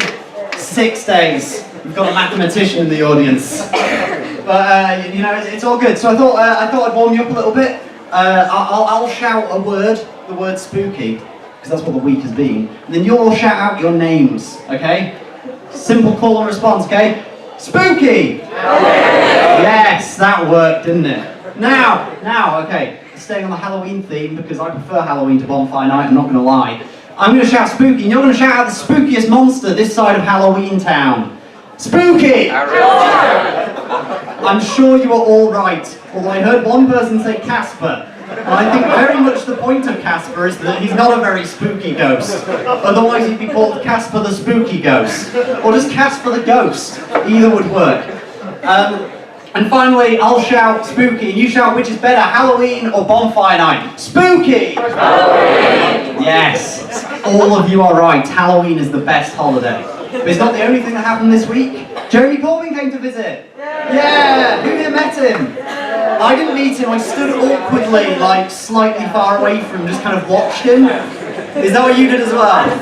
Yeah, I just stood there 10 meters from him and thought, yeah, I've totally met that dude. But he was on campus, he was, I'm not saying Jeremy Corbyn is inherently spooky. It's not fitting him with the spooky theme, but he is quite old. So he is almost a ghost, I guess. But yeah, he would probably be a friendly ghost. He seemed like a very nice man. He was chatting to everybody, and it was all very nice. A very selfish ghost. Did a talk about stopping the war. We get it, Jeremy. You want to be the only ghost. What a dick. And rumour has it he used the Learning Zone toilets, which weren't very clean last time I checked. But I can see in a few weeks' time CCTV footage being released, showing various other much cleaner cubicles.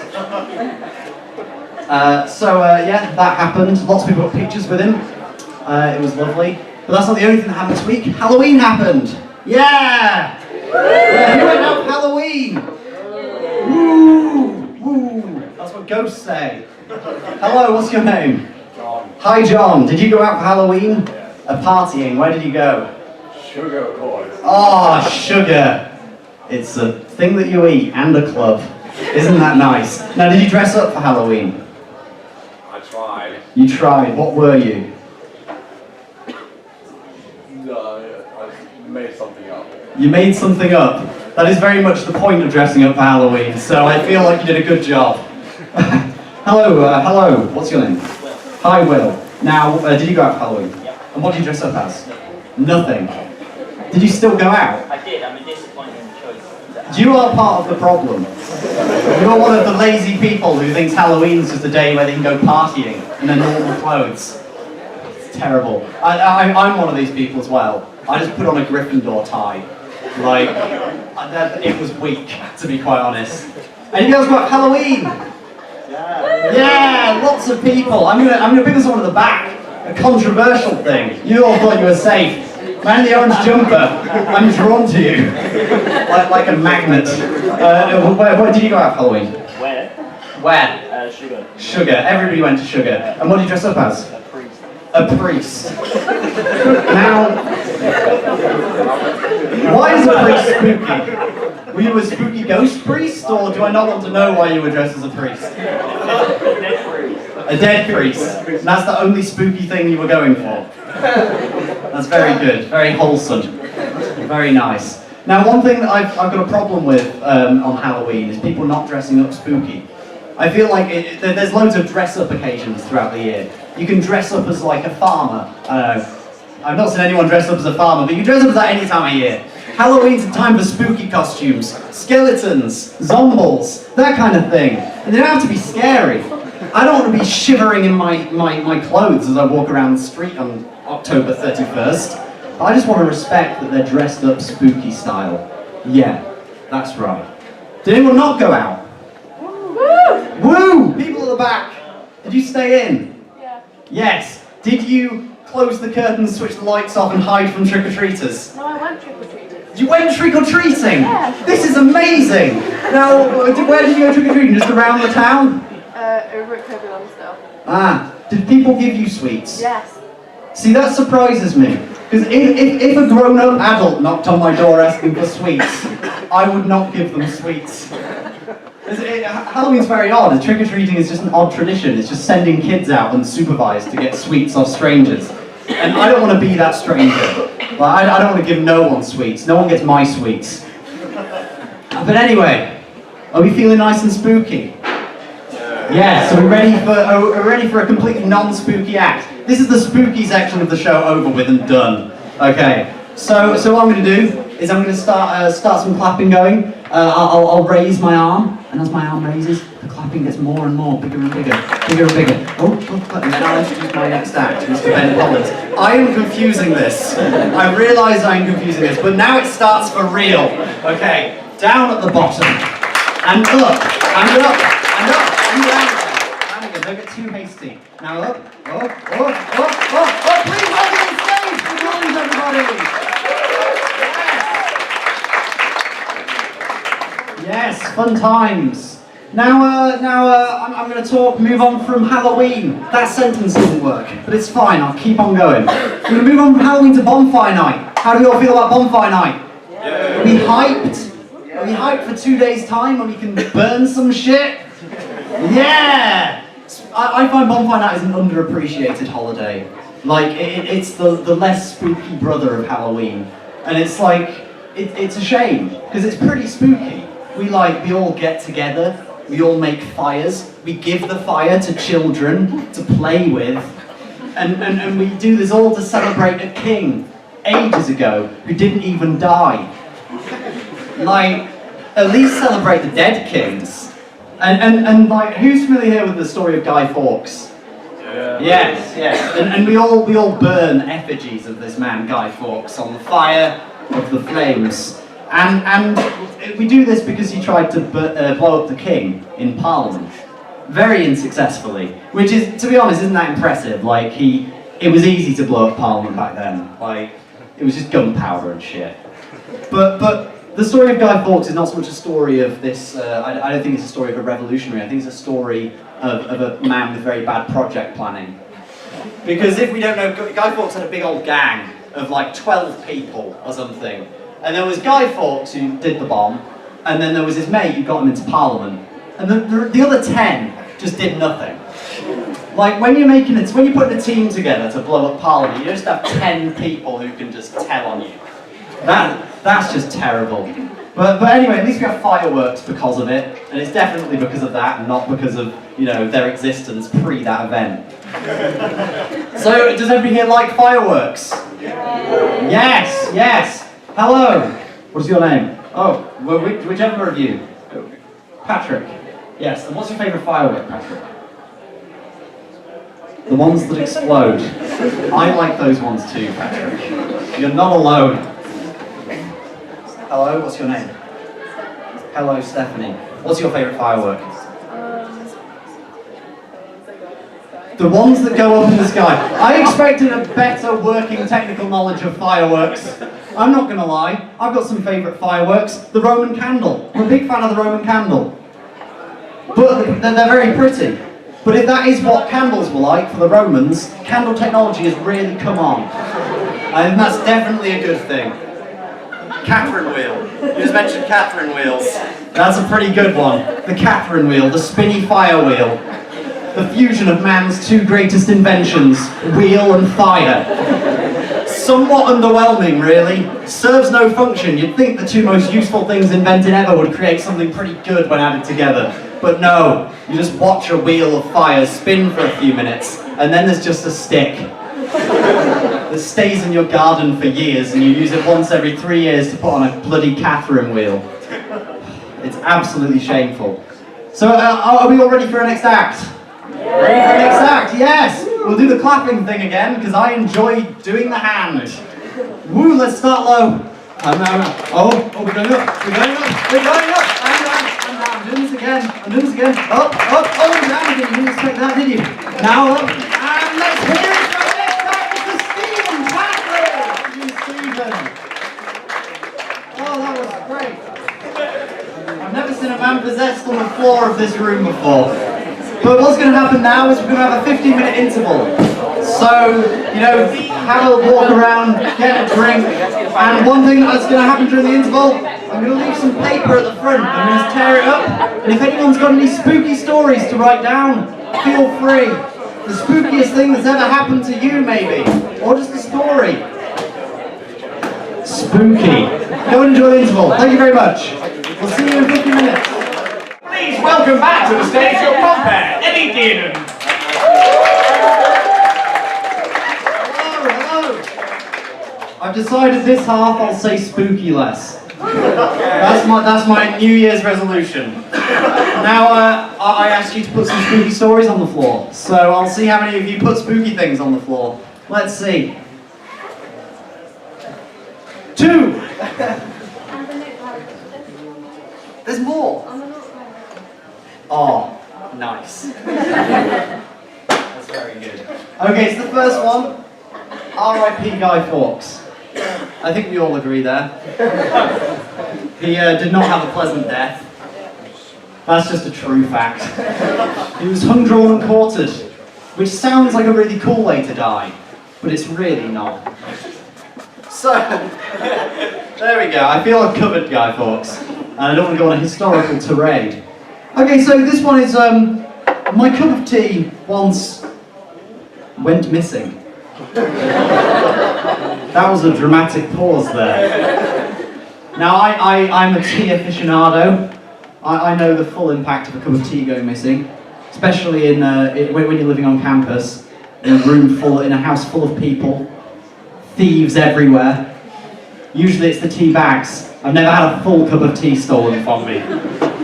But the day I do, that will be the worst day of my life. It will be dreadful, especially if it's Yorkshire tea. Just the best tea. That's just another fact. I'm full of facts. Okay, so,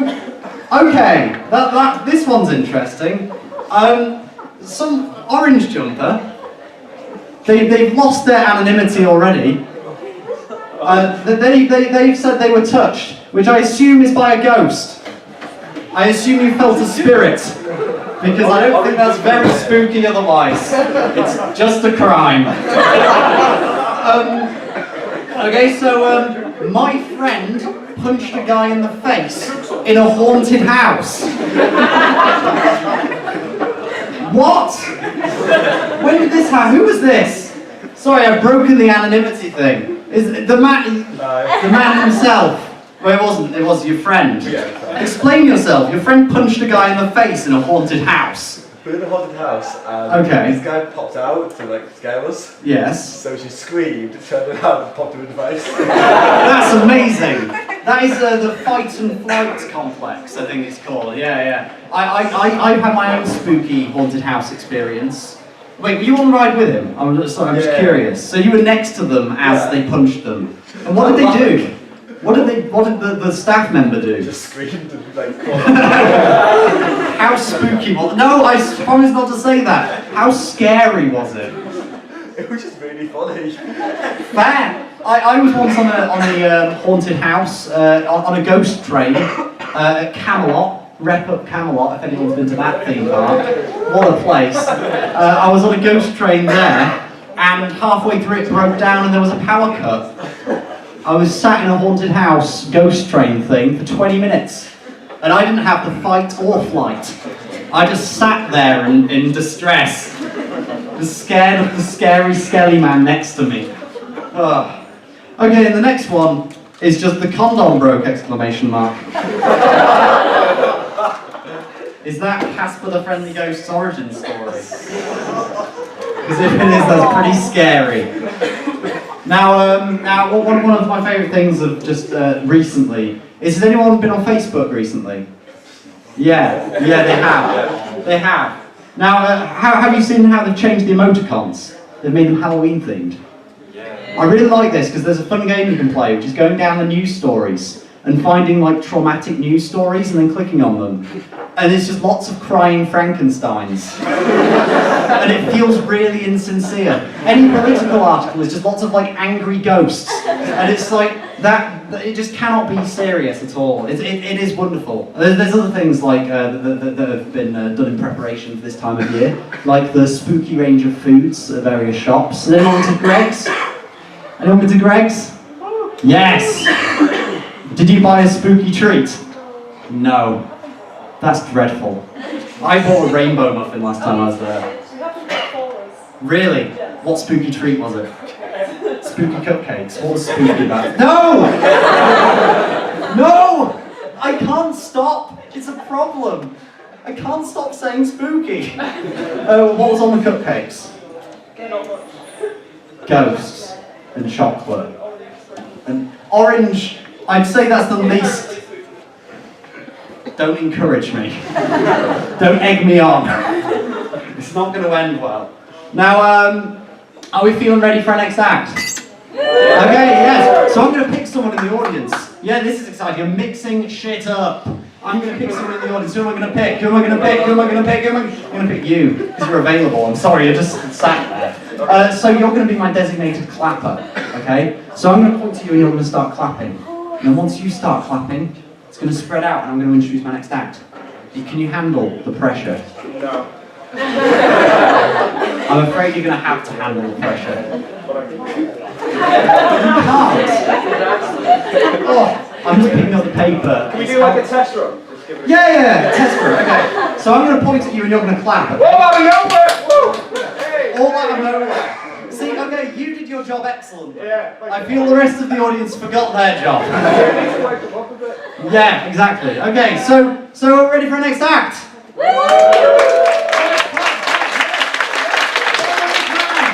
Please hear it for the next act. Everybody. Excellent. Now I think we're just going to go straight on to the next act, because I feel if I did keep speaking, it would just be the word spooky over and over again. So I'm going to bring on the next act. So, my designated clapper, sorry, I forgot your name. I didn't ask your name. That was the issue. What is your name? Schmeichel. Schmeichel. I feel that might not be your name. Is that your name? Tom! Schmeichel Tom? That's Schmeichel Tom. Okay. So I'm gonna point at Schmeichel Tom again, and then everyone's gonna start clapping, okay? And everyone's gonna raise the roof for our next act, Mr. Jim Huckster. Is that okay with everyone? Okay. So Schmeichel Tom, take it away. Yes. Your compare of the evening, Ed and Andrew. Are we well? Yeah. Excellent. There's so many of you. I'm not going to use this. What? Stop, mate. So this is going to be the big prize giveaway. That's right. Now, that is an award-winning radio show that we host on Bellrig FM. Yeah, I'm sure you've all listened to won the award for best new show. Bellrig FM. Yeah. 2015. Very heated contest. Very heated contest. We were up Why against, all the big shows. Uncontested. Alright, it was uncontested, but nevertheless we won Best New Show. Flying colours. Okay, and it was a very special time of year for us, and that brings me on to a nice little segue. We're going to chat about a very special time of year for you guys in here. Okay, Christmas time, of course. So Eddie, take a pick from anyone in the audience. Rimbo. Anyone you like. Talk to them about Christmas. Hello, what's your name? My name is Sam. Hello, Sam. What's your favourite thing about Christmas? Brussels sprouts. Brussels sprouts. Brussels sprouts, the heart of a meal. Now, Sam, what do you have with your Brussels sprouts? Gravy. Gravy. Anything else? Anything more flavoursome, more vavavoom? Vavouche? Cranberry sauce. Is that all you eat on Christmas? Sprouts, gravy and cranberry sauce. Okay, right, I have potatoes. Do you can just Right, you're missing a crucial component of the meal. Now we are. Interesting fact about Turkey, it's actually Andrew's favourite country. This isn't perhaps at all. When there was that coup, right, in Turkey, I loved it. Yeah, which is weird because turkeys go gobble gobble, not coup. No, exactly. But my mate Erdogan, he Erdogan. Yeah, that's right. When he comes on screen, Andrew's like, he's number Erdogan. Yeah, that's right. Erdogan. We flipping love him. He loves God. You sir, what's your favourite thing about Christmas? And do you like my t-shirt? I love your t-shirt. Yeah, that's me. That's me.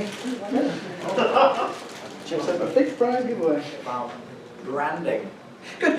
What's your favourite thing about Christmas? What's your name, first of all? Alison. Alison. What's your favourite thing about Christmas, Alison? The food. The food. We've already had the food. You think of nothing else? The present. The presents. The presents. This bit wasn't prepped either. We all love presents. We have got a number of good presents to show you. Eddie, what did you get? My favourite present this year. I got a new camera. It's got a splash-proof lens. Yeah? It's very handy. For all that porn. Yeah. And it's not internet enabled, so Teresa can't see all the snuff films I'm making. Yeah. Perfect. What Four else? fingers in my videos. Ask me what I got. What did you get, Andrew? I got this. What's that? This is a genuine Christmas present. It is Charlie Chaplin's autobiography. Adolf Hitler. Why did Hitler write that? Quite a fan, I think. Oh. And what does this stand for? Mein Kampf. My cat. So camp is jolly good time. So mine must be genocide is. No. So Christmas. Christmas. Let's just go a couple more people. What's your favourite thing? No, I know you. What's your favourite thing about Christmas? TV. TV. That's a good one. Actually, we didn't think of TV. It's a What's your good favourite one. thing you watch on TV? The royal family. Oh, you can't put that up there. Yeah. Not at Christmas. They don't have Christmas specials.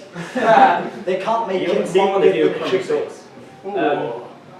That was a 4 of disgust, not a 4 of enjoyment. That's what I'm used to. Andrew will be giving a 4 of enjoyment later. Alright. Sit up. Great. Good. Should we go on to an act? Yeah. Let's go on to an act. So, we need to get you energised before we bring an act on.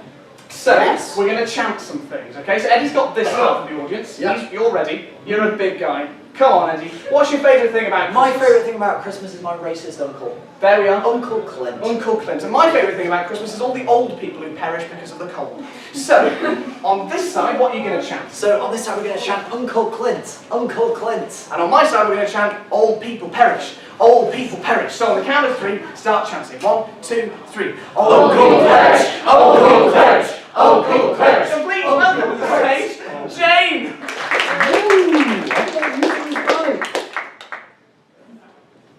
Oh, Seamless. we've got another act coming up soon, but we're just going to chat for a bit with y'all when this goes back in. So we want to chat to you about your plans for Christmas. It's in. Good. So, does anyone have any plans for Christmas holiday? You, sir, do you have any plans? First of all, what's your name? Tom. Tom. And do you have any plans for Christmas, Tom? I'll probably go to the family. Oh, where? Down Suffolk. That's exciting. Yeah, extremely. Any points on Suffolk, Eddie? Suffolk, it's got fuck in it. He likes that about Suffolk. There's not much else to like about it. Right. Any famous battles? No. No. Okay. Well, let's talk to someone else. Hello. What's your name? Ollie. Hi, Ollie. Any plans for Christmas? Avoiding my family. Avoiding your. I'm not avoiding your family. I'm ambivalent to your family, to be honest. But Why do you want to avoid them? why do you want to avoid them? Clearly because Issues. yeah, issues. Yeah. This is a fun chat. No, isn't it? exactly. Yeah, we're going to leave that. Yeah. That's my fault. So, deadlines next. Yes. It's the Christmas period. We've all got deadlines on our backs, like a ship, which would be really heavy on your back. That's the fun thing about ships. Anybody got any deadlines or essays that they're writing? Because we can help you out. Hello, sir. Hi. What's your essay? It's a 1200 word one. What's it called? What's the title? It's on marketing. Marketing. We'll show you how it's done then. Hello. Hello, carrots, please. You're welcome to my market, no matter your creed. That was marketing. That's the essay done. Anybody else else? got any essays? Any essay titles? No. Oh, not you, right. Any essay titles at all? Any essays been written over Projects. Christmas we can help you with? What? Go on. A dissertation about self-driving cars. What's the title? What are the implications of self-driving cars for utilitarianism? Okay. Alright mate, want a car? Alright. Get in then. Oh mate, I'm a carnal person. And that's self-driving cars. Because I was a car the whole time. Okay, so this isn't working. What we're going to do is we're going to do some comedy for you ourselves. Yeah, now. because we've been seeing this comedy thing with Yeah, around. we saw Jane do her excellent comedy set, and we thought maybe we could try something similar. Yeah, so we thought what we'd do is we create some comedy characters, like Yes. you know Little Britain, we've all seen Little Britain, haven't Funny, we? isn't it? Like, Funny. oh, he's in a wheelchair, but he doesn't need to be. Yeah, and she was sick because that person was a different race. He's the only gay. Yeah, so really funny stuff. So we thought we'd try that. So these characters are called Willy and Bum. Hello! Hello! My name's Willie! And my name's Bum! Oh, you know what Willie's doing to bums, don't you? I don't know! I don't know! So that was the sketch. That was the sketch. Don't know if you enjoyed it. We thought it was quite good. So having cracked that, we thought we'd move on to improv. The next school Yes. comedy. So we need suggestions. We need some suggestions. Any characters that we could be. Just shout anything. Just shout anything out. Whatever And you you. want. What was that? And you. Okay, I heard Willie. Okay, any more suggestions? Any more suggestions? Bum. Snobby. Bum? We actually did have Bob. We did have. So, We had Bum twice. Two people just said the same shit. Sorry, he'd already said it. For the, and then, so let's go. So, let's go. 1, 2, Oh, 3. Andrew, we're doing it wrong. We need a location. So, can we have a location? Suffolk. A bakery. A bakery. Alright, okay, we're going for a bakery. Hello! Hello! My name's Willie! My name's Bum! Oh, you know what Willie do to bums, don't you? Because I don't. I don't either. So, that was the improv. So, they saw through it. They know we prepared that in advance. They know that the bakery person was a plan. Okay, so we're going to do proper improv. Okay, so can we have a relationship between the two of us? Anything at all? Doctor and patient. Doctor and patient? Any advance on doctor and patient? Key and keyhole. Doctor and patient. Okay, so... Just come on in. No, you come on in. You're my patient. Sit, yeah. Yep. So, sir, what's the problem? I see you have a problem Yep. My with legs. your legs. Okay, just let me have a look. Yep. What's going on there? It's fine. I'll just check. Yep. You need any information about me, my name, or? No, we don't need your name. No, everybody knows. We don't need your name. What I'm gonna do is I'm gonna get this hammer. Yep. And I'm gonna hit you on the knee, get it to go up. Yep. Hope. Yep. I don't accidentally miss and Yep. hit something else. Okay. Oh, bum! How do you know my name? My name's Willie! Oh! And what do Willies do to bums? We know! We know! So that was improv and sketches. Did you enjoy it? right? No, you bloody we did it anyway. So now we're going to do our next act. So this is a very special guest, a very special part of the evening. Yeah. This guest is only here at one time of the year, but he's never done stand-up before. He's a little bit first time, so you're going to have to be very kind to him. Yep. Very So, kind. please welcome to the stage, Chris Kringle. Chris Kringle, everybody. Lovely, marvellous. Right, so this is basically almost the end of our show. It's been a short one for you, I'm afraid. Catch. We practiced that earlier, I'm not great. So, we're going to do a special thing for you now. What we were thinking is we needed a Christmassy finale. We did. And what is more Christmassy than the nativity story itself? But I don't agree. I think the most Christmassy thing at Christmas time is a pantomime. But Andrew, all the pantomime stories have been done. Yeah. Aladdin, Cinderella, That's true. Dick Whittingtown. Yes, that's him. So, what I thought we'd probably do is mesh them together. Wait, are you suggesting we do a pantotivity? You bet your bottom thing I am. Whoa! Should we do it then? Yes! You're Mary. I'll be Mary. I'll be back in a moment. Hello, boys and girls. My name's Mary, the Virgin. Do we know what virgin means, boys and girls? It means you've only done it up the bum. Oh, we know what willies do to bum. Different bit, So, my name's Buttons. Every time I come on stage, I'll say, hello, boys and girls, and you've got to say, hello, Buttons. So we'll give it a try.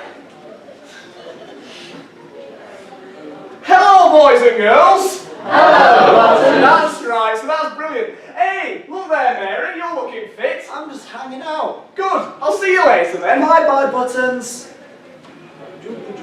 Having some water. Mary!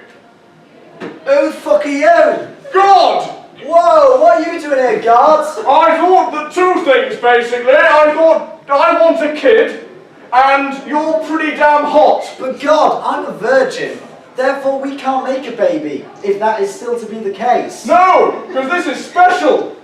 Oh, fucking hell, I love your sexless insemination, God. No penis, no problem. Yay. See you later, Mary. Oh, thanks for the baby. Gosh, Mary, whilst they were gone, did anything happen? Hello, Buttons. Fucking hell. God gave me a baby. I didn't say it, but you can say it on your own now, you're big. God gave me a baby in my belly. Flipping at you, preggers, aren't you? Problem is, Buttons, I need to go to the hospital in Blackpool, the home of Panto. I had to deliver it. That sounds consistent. Should we get going now? Yeah, but Buttons will need a donkey to get there. Alright, just you as me. Oh, no, this is a donkey, not you. I'm a donkey. You're not a donkey. This is a separate character who's a donkey. Shit. Let's go. Oh, are we nearly there? Yeah, guys? there now. Oh, fucking hell. That journey took exactly 9 months. Oh, thanks to this lame donkey. Speaking of which, where is he, boys and girls? Behind Oh no, he's. Where is he, boys and girls? Oh no, he's not. Where is he, boys and girls? Behind you. Oh, fucking hell, there you are. Hi. That was me all along, Buttons. Buttons? Hi, boys and girls. No wonder you were such a shit donkey. I was pretty shit, wasn't I? Right, Mary, you look like you're ready to burst. I'll go look for a hospital. Yeah, You look just for some fuck sort of off. hospital Okay. admin. Just having some hospital water. Hello? Hello? Is this a hospital? Yeah? Blackpool, Victoria. Can I have my baby? No, we're full. Full? Yeah. Full? Yeah. Hospital? Yeah. Full? Yeah. Bloody NHS hospital? Full? Bloody queue. Is it the NHS? Bloody The fucking NHS? This will be touring cuts, this. Bloody queue. Bloody In maze. the Blackpool, Victoria Hospital. Alright? NHS. It's the national free and the point of use. Not health service. Yeah. Right, Mary, you can have your kid now. Yeah, where can I do it? Smoking shelter around the Oh, back. excellent. Right, I'll leave you here. You get it done. I'm just going to have the baby over here in this corner, just with my back to the audience. You know, have the baby. I'm having it. I'm having the baby. I'm dilated. Squeeze it out. Here it goes. I'm feeling it. It's like a big poo.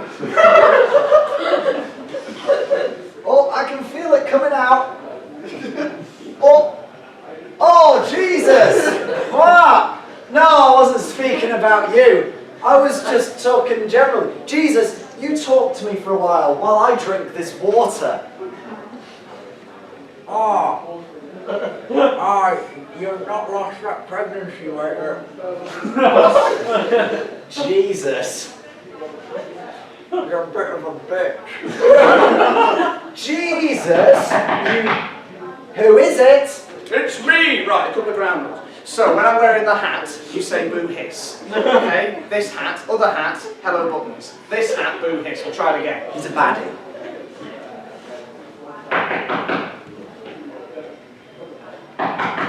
Oh, who is it? Who the fuck is it? Hello, It's me, Herod! Oh, what are you doing, Herod? Why are you here? I've come to kill your kid. Oh, don't do that, Herod. Why not? Because that's not good. Oh. Fucking hell, you killed my kid, Herod. A twist, isn't it? He was a bit of a It's back in the twat. nativity, that. He was a bit of a twat anyway, Herod. It's fine. Good. He was very I heard he rude. called you a bitch. He did call me a bitch, which is not very nice. No, it's not. I'll tell his dad. I'm not going to be his dad. So, Herod, what do you want to do now? Well, that's the end of the show. But what we've done before, what we'll do before we go is we've written you a song.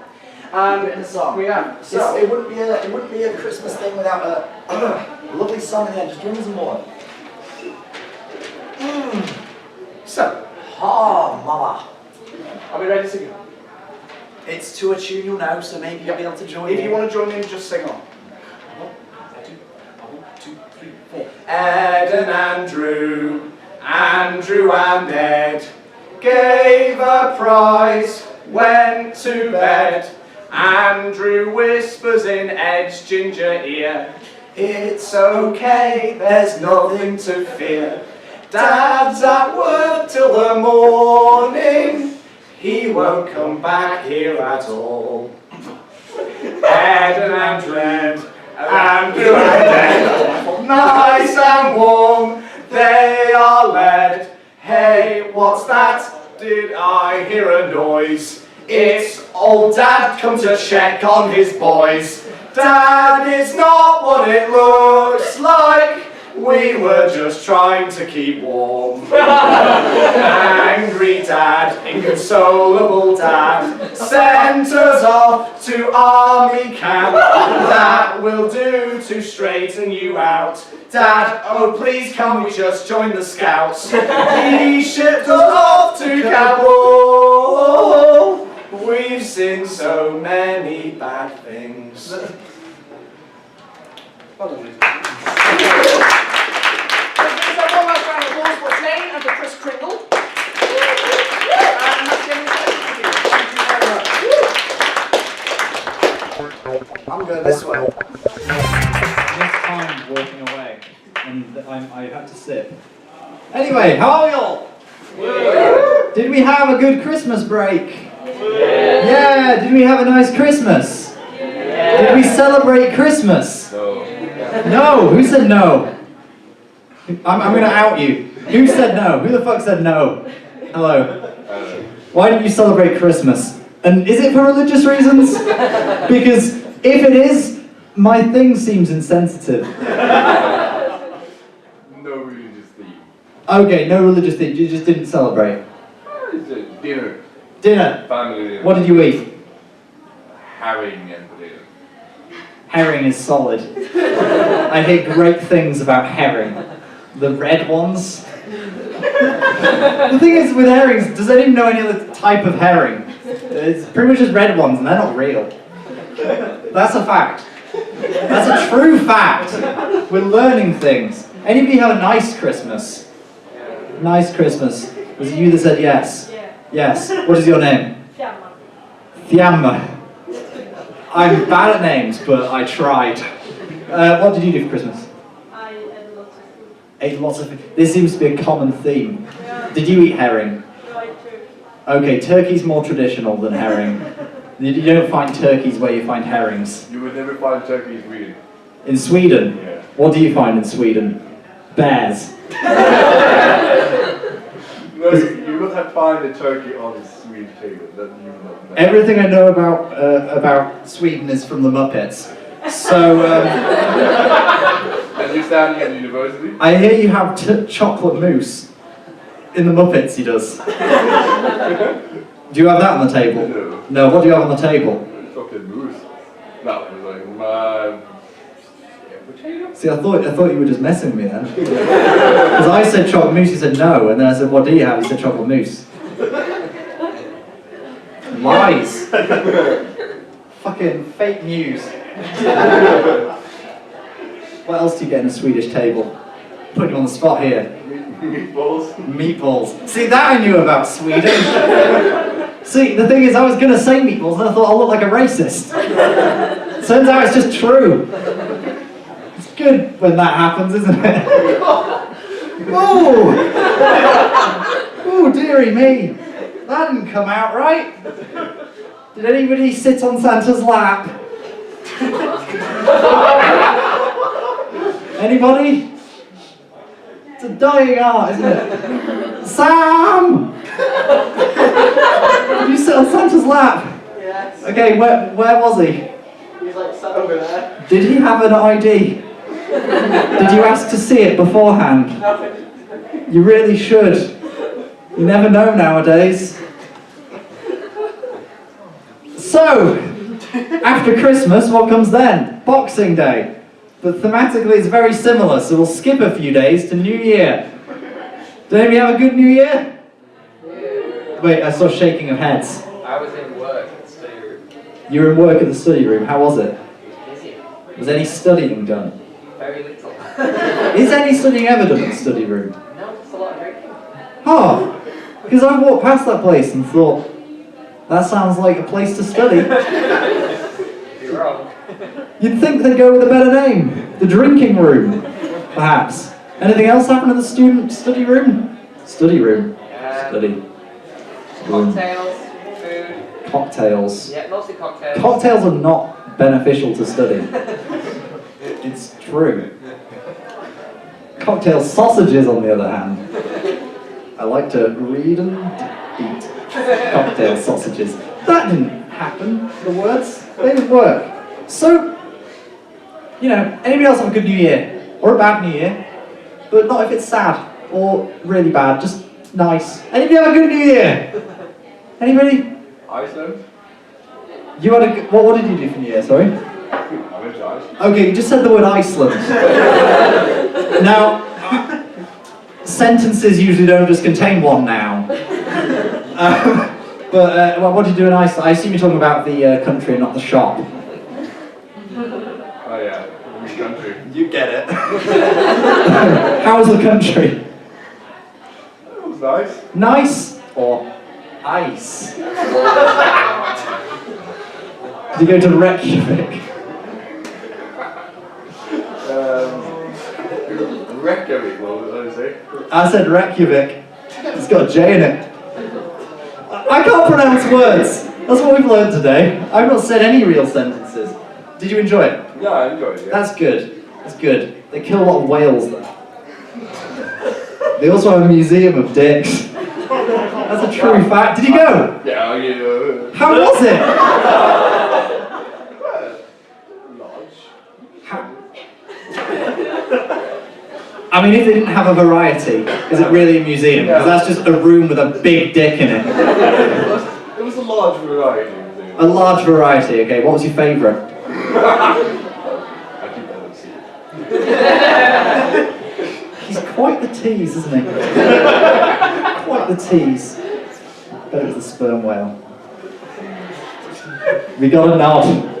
It's happening. I've never been, I'm speculating. Which sounds like a word of something that might be, I don't know, what am I saying? For New Year's, I went up a hill. Went up a big hill, and I watched the fireworks from the sky. I was stood up there, like, watching all of the Northwest's fireworks go off, and it was beautiful. It was like being in nice Aleppo. But every explosion brought joy and not pain. New Year's resolutions, did anyone make any of those? Yes, the first person I walked to. That's exciting. I'm getting really close to you, I'm going to stand away. Is this a good distance? About a metre. It's fine. It's 2017. Don't worry. Is that your New Year's resolution? Be more fine with people being close to you? Because that was my New Year's resolution too. What was your New Year's resolution? What was it? I don't know. Very much your forte, that. I wanted to. I don't do history here, but I wanted to do a little bit more about history and history. I can help you. What history do you want? Oh, your own history. Well, that was part of it, but yeah, any history. I can tell you about history. Did you know that in... Really hard to think of history. Okay, history. What kind of history are you interested in? We can... European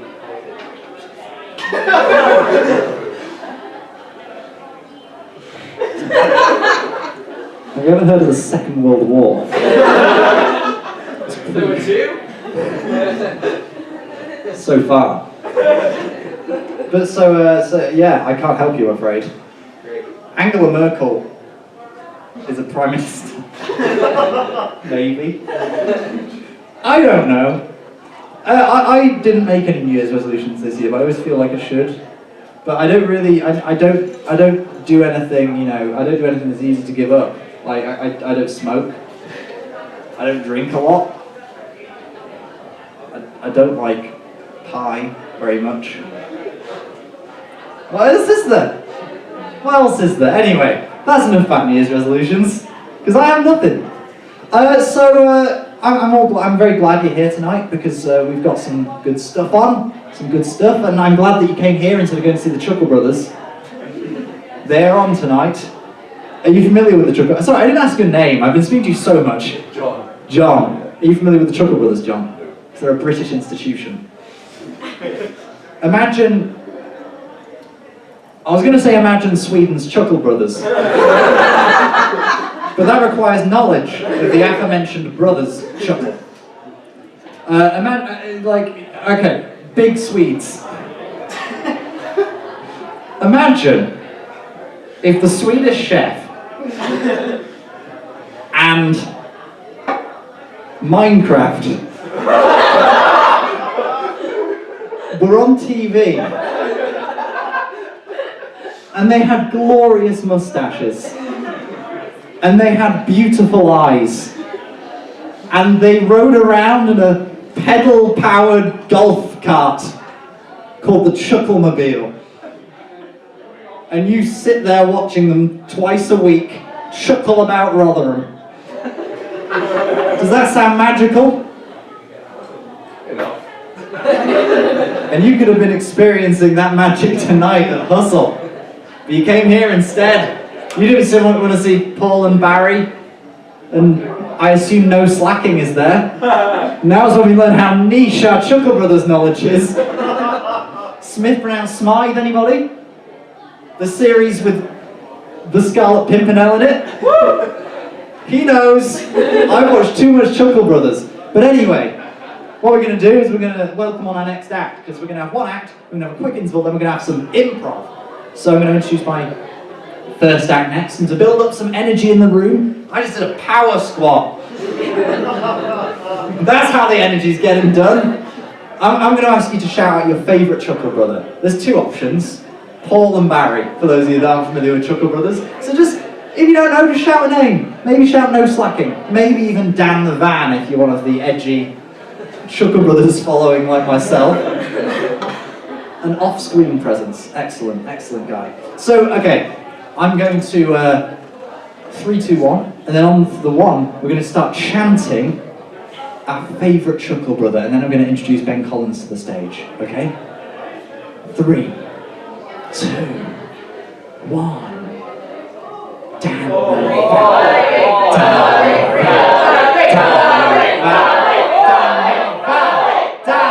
Van. Please welcome to the stage my next act and only act, Mr. Ben Collins! Hello, everybody in County Bar. Moving the mic stand. Now, how is everyone? That's my opener. How is everyone? Thought I'd go with a nice one. How is everybody feeling today? Week 6? It's a fun time? Lots of work? Who's got work? Yes, I saw a little hand raise. That man's doing work right now. What work are you doing?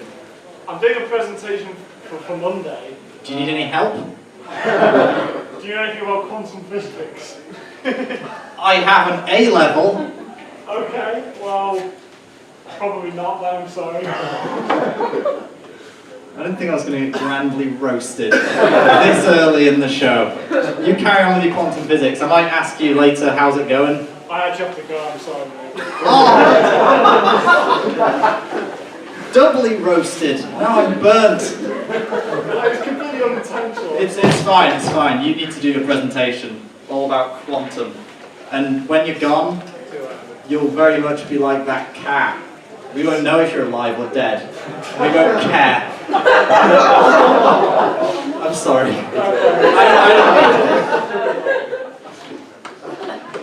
That was the extent of my quantum physics help anyway, so that was a bit. Anybody else got any work on?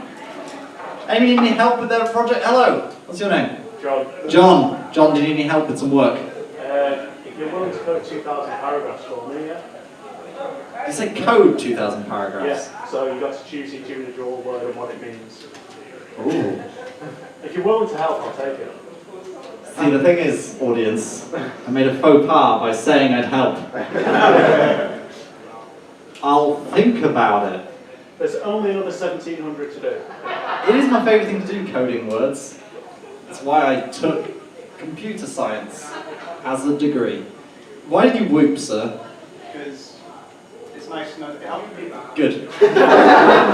Now, it's not just week 6 though. We're coming up to Pancake Day. You all excited? All excited for Pancake Day? Who likes pancakes? Woo! Woo! Who did the biggest whoop? I wasn't paying attention, I'm a terrible compare. So you did a whoop, what's your name? Kyle. What kind of pancakes do you like, Kyle? Buttermilk. That's not a type of pancake. That's just 2 ingredients of pancakes. Maybe. I don't know how to make pancakes. What's a buttermilk pancake like? Well, they're like bacon, fluffy, and thick. Sounds excellent. What do you have on them? You just syrup. Okay, syrup's solid. I like a bit of syrup. I like a bit of glue in my life. Bit of lovely glue. It's nice, it's sweet, tasty, lovely. Anybody else like anything on the pancakes? Anybody? No, we're a crowd of dry pancake lovers. I love a dry pancake. I eat dry. I eat my pancakes dry. So, do we all know the meaning of Pancake Day? Why we do it? Does someone say yes? What's your name, I think sir? it's something to do with the Okay. leaves being thrown down on Jesus. I don't think so. No? I think Have I it's... got like Christian Catholic? Yeah, basically. I think basically you just piss all your ingredients down the drain before you give stuff up for Lent. That's essentially what you're doing, because we all give up everything for Lent because Jesus spent 40 days and nights in the desert fasting. Why? Seemingly just bans. There's very little reason given. He gets baptized by John the Baptist, and then he just goes off into the wilderness and has a jolly. Although him spending loads of time in the wilderness and not eating is very much the same way that kind of rich people go to India to see how poor people live. Like, fundamentally they're not themselves poor, they're just watching them. Like zoo animals. Oh. Anyway, Jesus goes to the desert and he gets tempted by the devil. And he has to go through 3 temptations. The first one is he gets told to turn some rock into a bread. Now, that was meant to be the other way around. And that supposedly tested his hedonism, which is seeking the thrills of life or whatever. I very much don't consider eating one of those things, but regardless, let's let it slide. The second thing was ego, where the devil took him up a tower and was like, jump off, mate. That displays ego, apparently, because an angel's going to save him, and apparently that shows that Jesus thinks it's a big deal, but I just think it shows that his dad has really great staff. Like, that's dedication. It's a weekend, they could be off bowling with the angel kids. I assume they can have kids. Otherwise, how would they reproduce? No, you don't reproduce with kids. Oh no, that's not the moral of the story. And then the final temptation is a devil takes him up to a hill, shows him everywhere, and it's like, this can all be yours one day. The devil is very much the Mufasa of the Bible. And Jesus is like, nah, mate. And this is meant to show that he doesn't care about material possessions, but really it just shows that he knows that his dad's rich, and he's going to get a cool cloud base. And that's basically the Bible, folks. So, are we ready for some stand-up act? Woo! Yes, that's good. Our next act is a man who is going to tell some jokes, probably. I hope. I've heard them, they're alright. So let's warm up the audience a bit, and we're going to do a little clapping game. So I'm going to get you to clap, and you're going to clap along with me, and when I'm low, you clap a little bit. And when I'm high, you clap a lot. That's how it's going to work. So let's get some clapping going, and then I'll introduce Ben Collins. Clappy, clapping.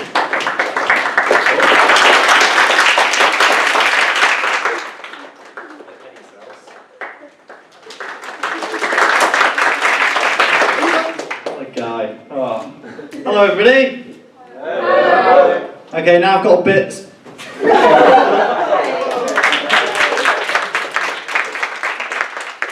That's the first bit of the show. I do that every gig. Who knows how I do it? I've mastered gravity. But next, I'm going to master pleasing Mark. This bit's for you, Mark. I hear you like dogs. You're a man into dogs, are you? Yes. As am I. As am I. Anybody else like dogs? Yeah. Whatever. Mark, this bit's for you, okay? It's no problem. Labradors. Labradorable, more like. Golden Retriever. The only thing that guy's retrieving is my heart. Jack Russell? Who's that? Your dad?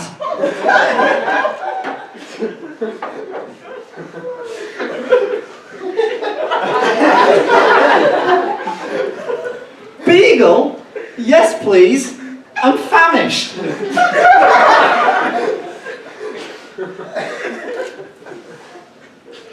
Sheepdog? Sheepdog? Make your mind up, nature. King Charles Spaniel? Who's that? Your dad?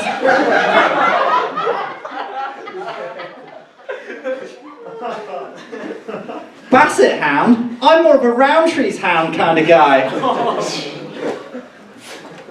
Pomeranian? I'd like that Pomer in my anium.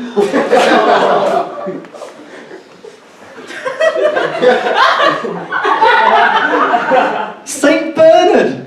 Who's that? Your dad? Oh. Did you enjoy that, Mark? Yes. I hope everyone else kind of at least a little bit enjoyed it. But Mark's who really counts. You're always in my heart. But anyway, I like dogs. I also like children's TV. Does anyone like children's TV in the room? Which ones? Arthur? Yeah. Bob the Builder?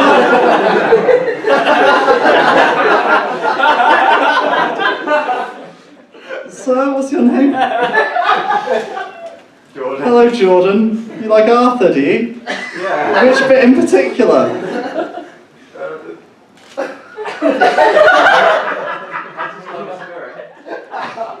You love his spirit. Well, I also love his spirit. I love Arthur almost as much as I love Mark. Anyway, there's one TV show in particular that I love. Bananas in Pyjamas. Any fans in the room? Yeah. Bananas in Pyjamas are coming down the stairs. Yeah, we can all join in. Bananas in Pyjamas are coming down in pairs. Bananas in Pyjamas are chasing teddy bears. No one knows the rest. Because on Tuesdays, They tried to catch them unawares. Yeah, see, everyone stopped after the first two words. You know about the stairs, you don't know about the bears. They don't want you to know about the bears. But I've been thinking about the show a lot recently. I've been thinking about one thing in particular. Because this show is about two bananas who frolic about in pyjamas with their little bear friends. All the time wearing pyjamas. And I've been thinking about the show one thing in particular, which is why are these bananas wearing pyjamas? And I've been thinking about this. And as far as I'm concerned, there's only one reason why these bananas in pyjamas would be in pyjamas. And that's because these bananas in pyjamas are terminally ill.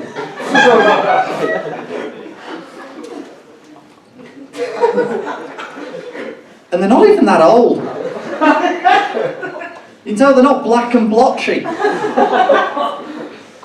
Let's just be grateful they're not green. We'd have to call Bananados.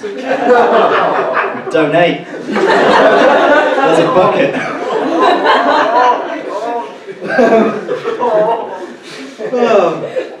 But you know, it explains a lot, not just the pyjamas. It explains, you know, why these bears have lived with them so long and never eaten them, despite literally living with something that's food. It also explains why the townspeople keep giving them jobs to do, despite them displaying little to no competence. I bet they don't even know the house they live in. These bananas are freeloading their way right up to the gates of hell. But you know, it's very sad, and much like a banana, my heart is split. Because on the one hand, they're taking it very well. You know, they're still running up and down those stairs with their former aplomb, or a banana, that's more appropriate. But maybe one day they won't. Maybe one day the bears will wake up and wonder where their irritating banana friends have gone. They'll walk up the banana stairs, they'll open the banana bedroom door, they'll look to the banana bed and see banana one lying there still and cold as a regular banana. Banana two cradling his lifeless banana friend and sobbing, a single banana-shaped tear falling down his banana cheek. He knows his next. But who will he share his banana oblivion with now? That'll be a sad episode. So I wrote a song about it. Oh. I'm not going to knock it over this time. Let me get my axe.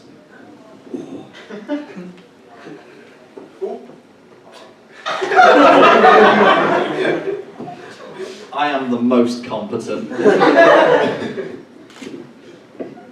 There we go. Huzzah! Anyway. Ba ba ba ba ba ba na na na na na na ba ba ba ba ba ba ba na na na na na na. That's the intro. Bananas in pyjamas are coming down the stairs. Bananas in pyjamas are coming down in pairs.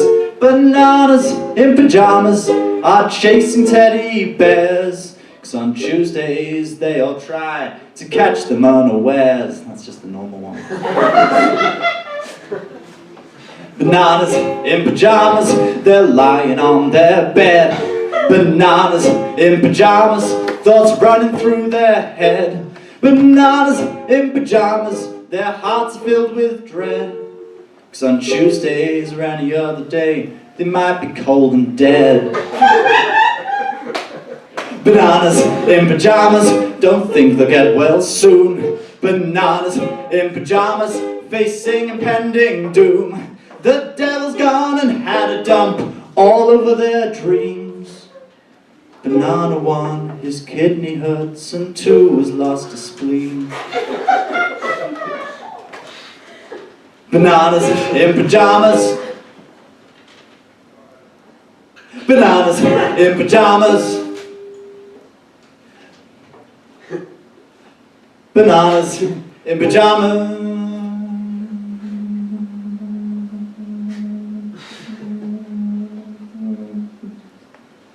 Bananas in pyjamas.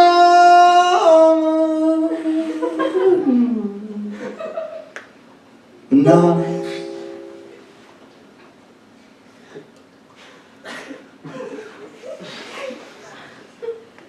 in pajamas. They ain't looking so strong. Bananas in pajamas, they ain't done nothing wrong. Bananas in pajamas, they won't last very long.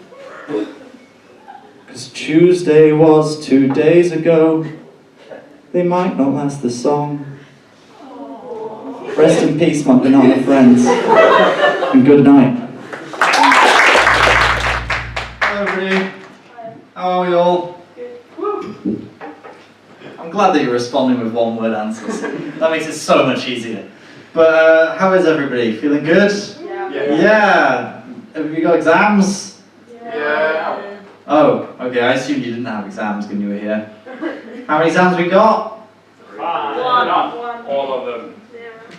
All of them. It's not a good answer.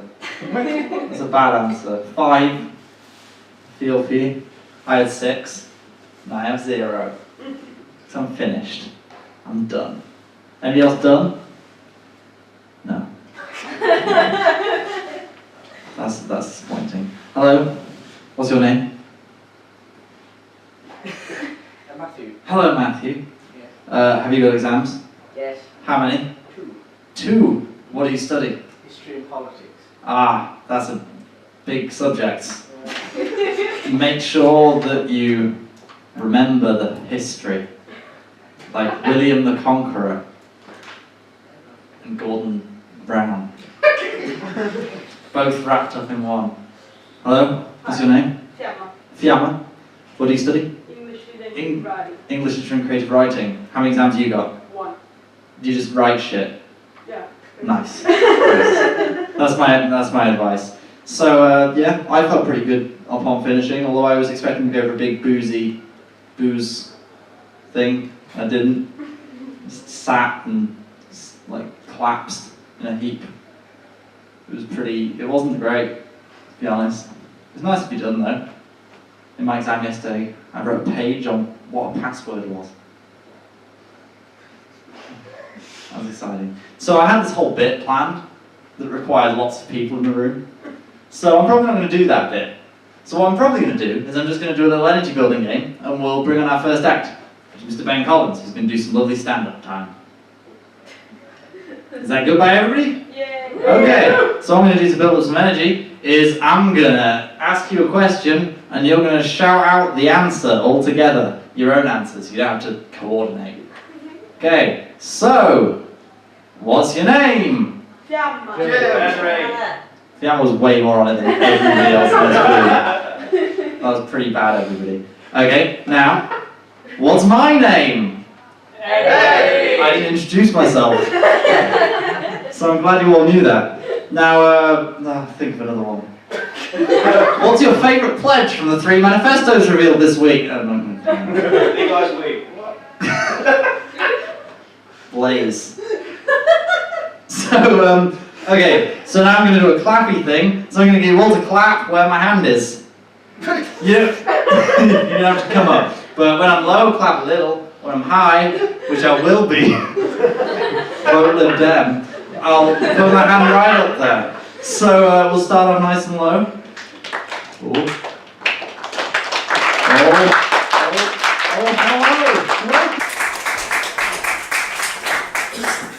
Hello. Tonight I thought I'd bring some controversial opinions with me. What would stand-up be without controversial opinions, right? Do we want to hear some controversial opinions? Yeah. I don't like Subway. Yeah, I'm talking about the sandwich shop, not the trains. I'm pretty big on those. But we'll get to that later. For those of you who don't know, Subway is a shop where you go and you request someone to construct a sandwich for you, and then you buy that sandwich, then you eat it. Okay? So my first problem with Subway is it's a shop for narcissists. Who thinks that they can choose sandwich ingredients better than a sandwich professional? And secondly, Subway is not a shop that sells sandwiches. Subway is a shop that sells horrendously awkward social situations. Let me paint you a picture of my first Subway experience. I was young, naive, thirsty for a samwam.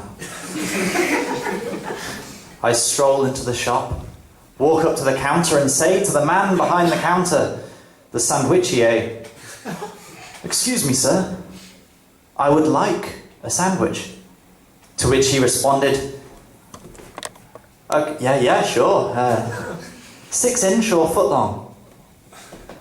I went for the foot long, not wanting to appear weak in front of the experienced sandwichier. But his next question threw me back. What kind of bread would he like? What kind of bread? What was I meant to say? I didn't know if me and Mr. Subway frequent the same bakery. So I said the first thing that came into my head, Hovis? He laughed me out the shop. As far as I'm concerned, there are only 2 kinds of bread that matter. Fuck hearty Italian and all of its fancy little friends. There's the 2 main breads, and that's white and wholemeal. And within these categories, you've got several major subdivisions. In the wholemeal corner, you've got plain brown and you've got granary. Quick note about granary bread. All grains stored in a granary bread. You're not special. And then in the white corner, you've got plain white, French, and tiger. Fun fact about tiger bread, it's bad. And nothing like a tiger. They should just call it stripy bread. I am, of course, not mentioning the elephant in the room, the 3rd type of bread. Best of both. More like best of neither, am I right? Yes.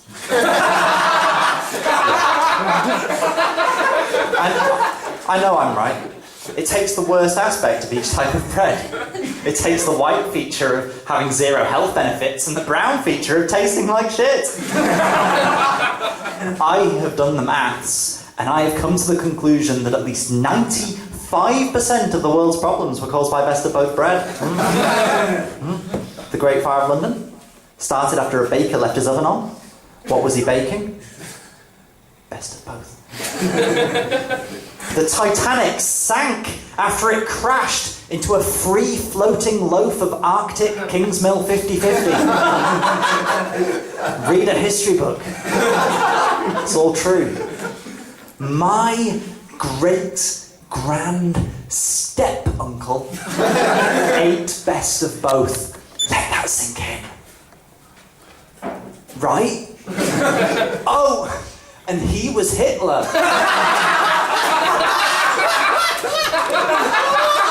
Okay, I'm really sorry for bringing Hitler into this. To bring the mood back up, I thought I'd do some dog jokes. Do we like dogs? Do we like dogs? Yeah, wholesome dog jokes. We're all a family. So throughout the show, I'm gonna throw in, sprinkle in a few dogs every now and then. See if you can spot them. That's just a fun little game for you to play in the audience. Labradorable, more like. Isn't that wholesome? Wholesome. Golden Retriever. The only thing that guy's retrieving is my heart. Oh. Jack Russell. Who's that? Your dad.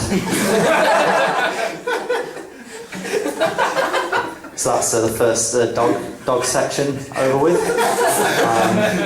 Now let's go back to trains. Only this time, sorry, subways. Spoiled it a bit there, didn't I? Only this time we're talking about the train type. Choo-choo. More like choo-woo. Because I bloody love trains. My dad was a massive fan of trains. Well, he was a regular-sized man. But his love of trains was massive. And I think he rubbed off on me a little bit, because I'm loco for locomotives, baby. That's right. That's right. Can you guess why? Because I'm a virgin enthusiast.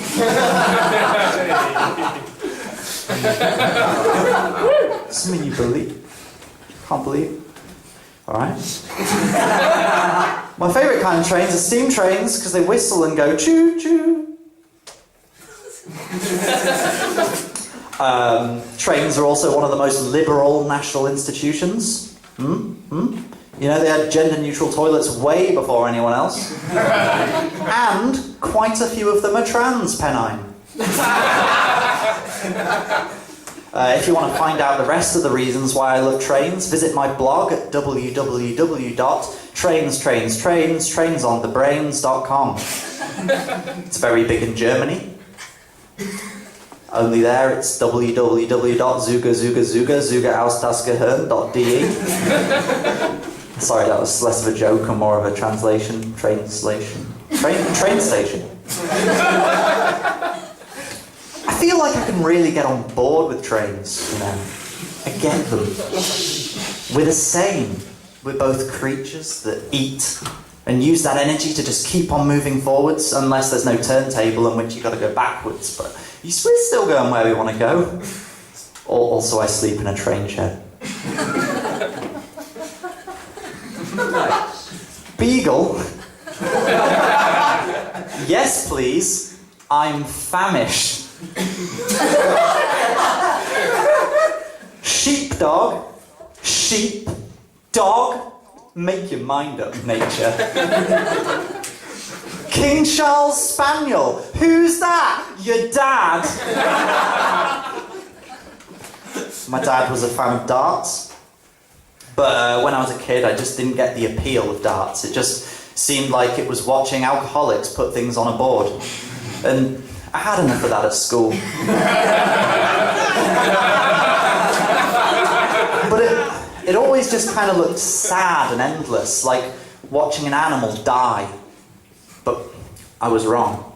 I learnt I was wrong when I watched the, I think, 2015 Darts World Championships final, in which Phil the Power Taylor took on Gary the Flying Scotsman Anderson.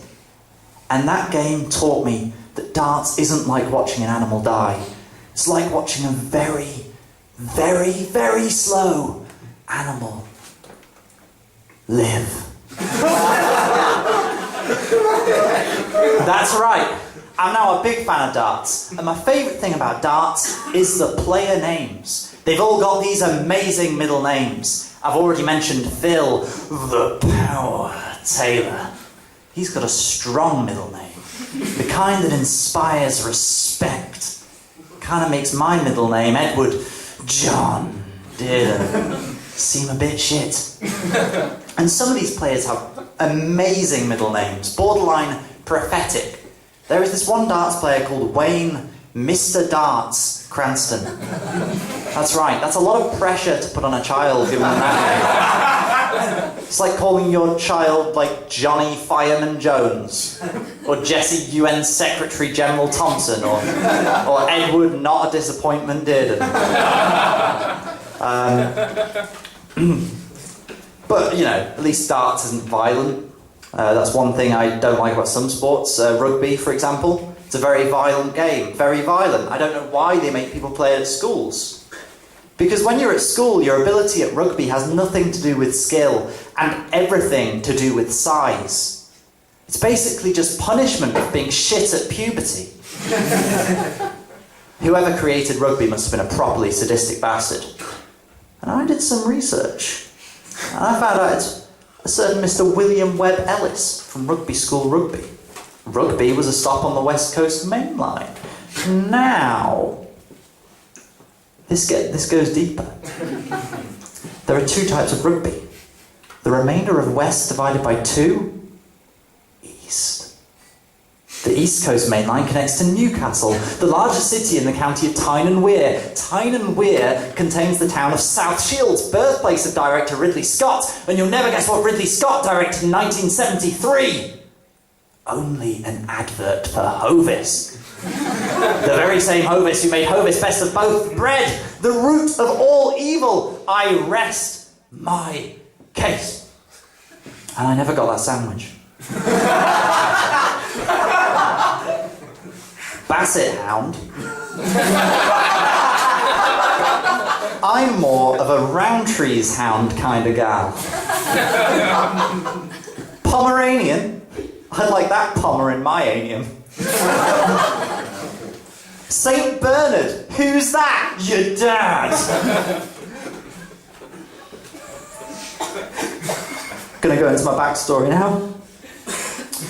My backstory, my dark backstory. You know, at school I was a bit of a bad boy. Like all the best deputy head boys, I had skeletons in my pantry. I was in a gang. Our gang was pretty much the coolest gang in school. That's right, we carried our signature gang weapon, a sharpened compass. Not only could we use it to draw our gang logo, a circle, but we could also use it to fight off rival gangs and gain the street cred. That's right. We were called the Corridor Queens because of our position on the corridor, our love of the royalty, our favourite band, and no other reason. Our gang song, the national gangtham, was the song Radio Gaga, except the lyrics had been quite wittily changed, so it went Radio Gang Gang. We had weekly gang meetups in the school library. Our games of Boggle were legendary, both for their high-scoring words and their notorious quietness. Our vocabularies were only exceeded by our respect for the school library's silence policy. We didn't want to get kicked out mid-bog. Do we like TV? We like TV? No. Children's TV? Hopefully not still. But did we like children's? We liked children's TV when we were children, right? Yeah. And did we like a TV programme called Bananas in Pyjamas? Woo! Yeah. Yeah. For those of you who don't know, it was a lovely TV programme about two banana friends who wear pyjamas and hang out with their little teddy bear pals. And it had a theme tune if you don't remember. It went, bananas in pyjamas are coming down the stairs. Bananas in pyjamas are coming down in pairs. Bananas in pyjamas are chasing teddy bears, 'cause on Tuesdays they all try to catch them unawares. That was the song. Thank you. You know, not enough people appreciate the skill with which I sing that song. Thank you. But I've been thinking about the show a lot recently. One specific aspect of this show, which is why are these bananas wearing pyjamas? And I've been thinking about this a lot, and I've come to the conclusion that there's only one reason why these bananas would be wearing pyjamas all the time. And that's because these bananas in pyjamas are terminally ill. And they're not even that old. You can tell because they've not got the black blotches. Just thank God they're not green, or we'd have to call bananas. But you know, they're taking it well. They're still playing with their teddy bear friends. They're still running up and down those stairs with their usual aplomb, or a banana, as the case may be. But what if one day they don't run up those stairs? What if one day the teddy bears wake up and walk up the banana stairs and open the banana bedroom door? They look to the banana bed and see banana one lying there still and cold as a regular banana. Banana two cradling his lifeless banana friend, a single banana tear falling down his banana cheek. That'll be a sad episode. So I wrote a song about it. It's a new theme tune, maybe like a special theme tune, you know? I brought my axe. Be warned, I'm very proficient. To the untrained ear, it almost sounds like I'm not proficient. So just be aware. I just tune up, okay. Ba ba ba ba ba ba ba ba na na na na na na. Ba ba ba ba ba ba ba na na na na na. It all seems to be working. Bananas in pyjamas, they're coming down the stairs. Bananas in pajamas, they're coming down in pairs. Bananas in pajamas, they're chasing teddy bears. 'Cause on Tuesdays they all try to catch them unawares. That's just the normal version. You need some consistency. Bananas in pajamas, they're lying in their bed. Bananas in pajamas, thoughts running through their head. Bananas in pajamas, their hearts are filled with dread. 'Cause on Tuesdays or any other day, they might be fucking dead.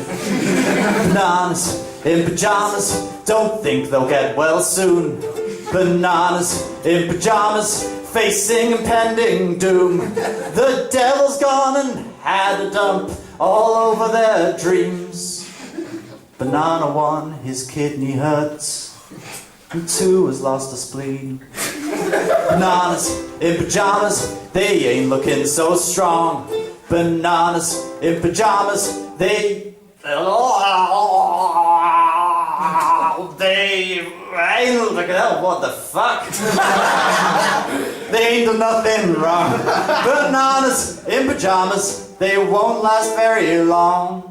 'Cause Tuesday was 4 days ago. They might not last this song. Yorkshire Terrier. More like Yorkshire Terrar, everybody. I've got a dachshund.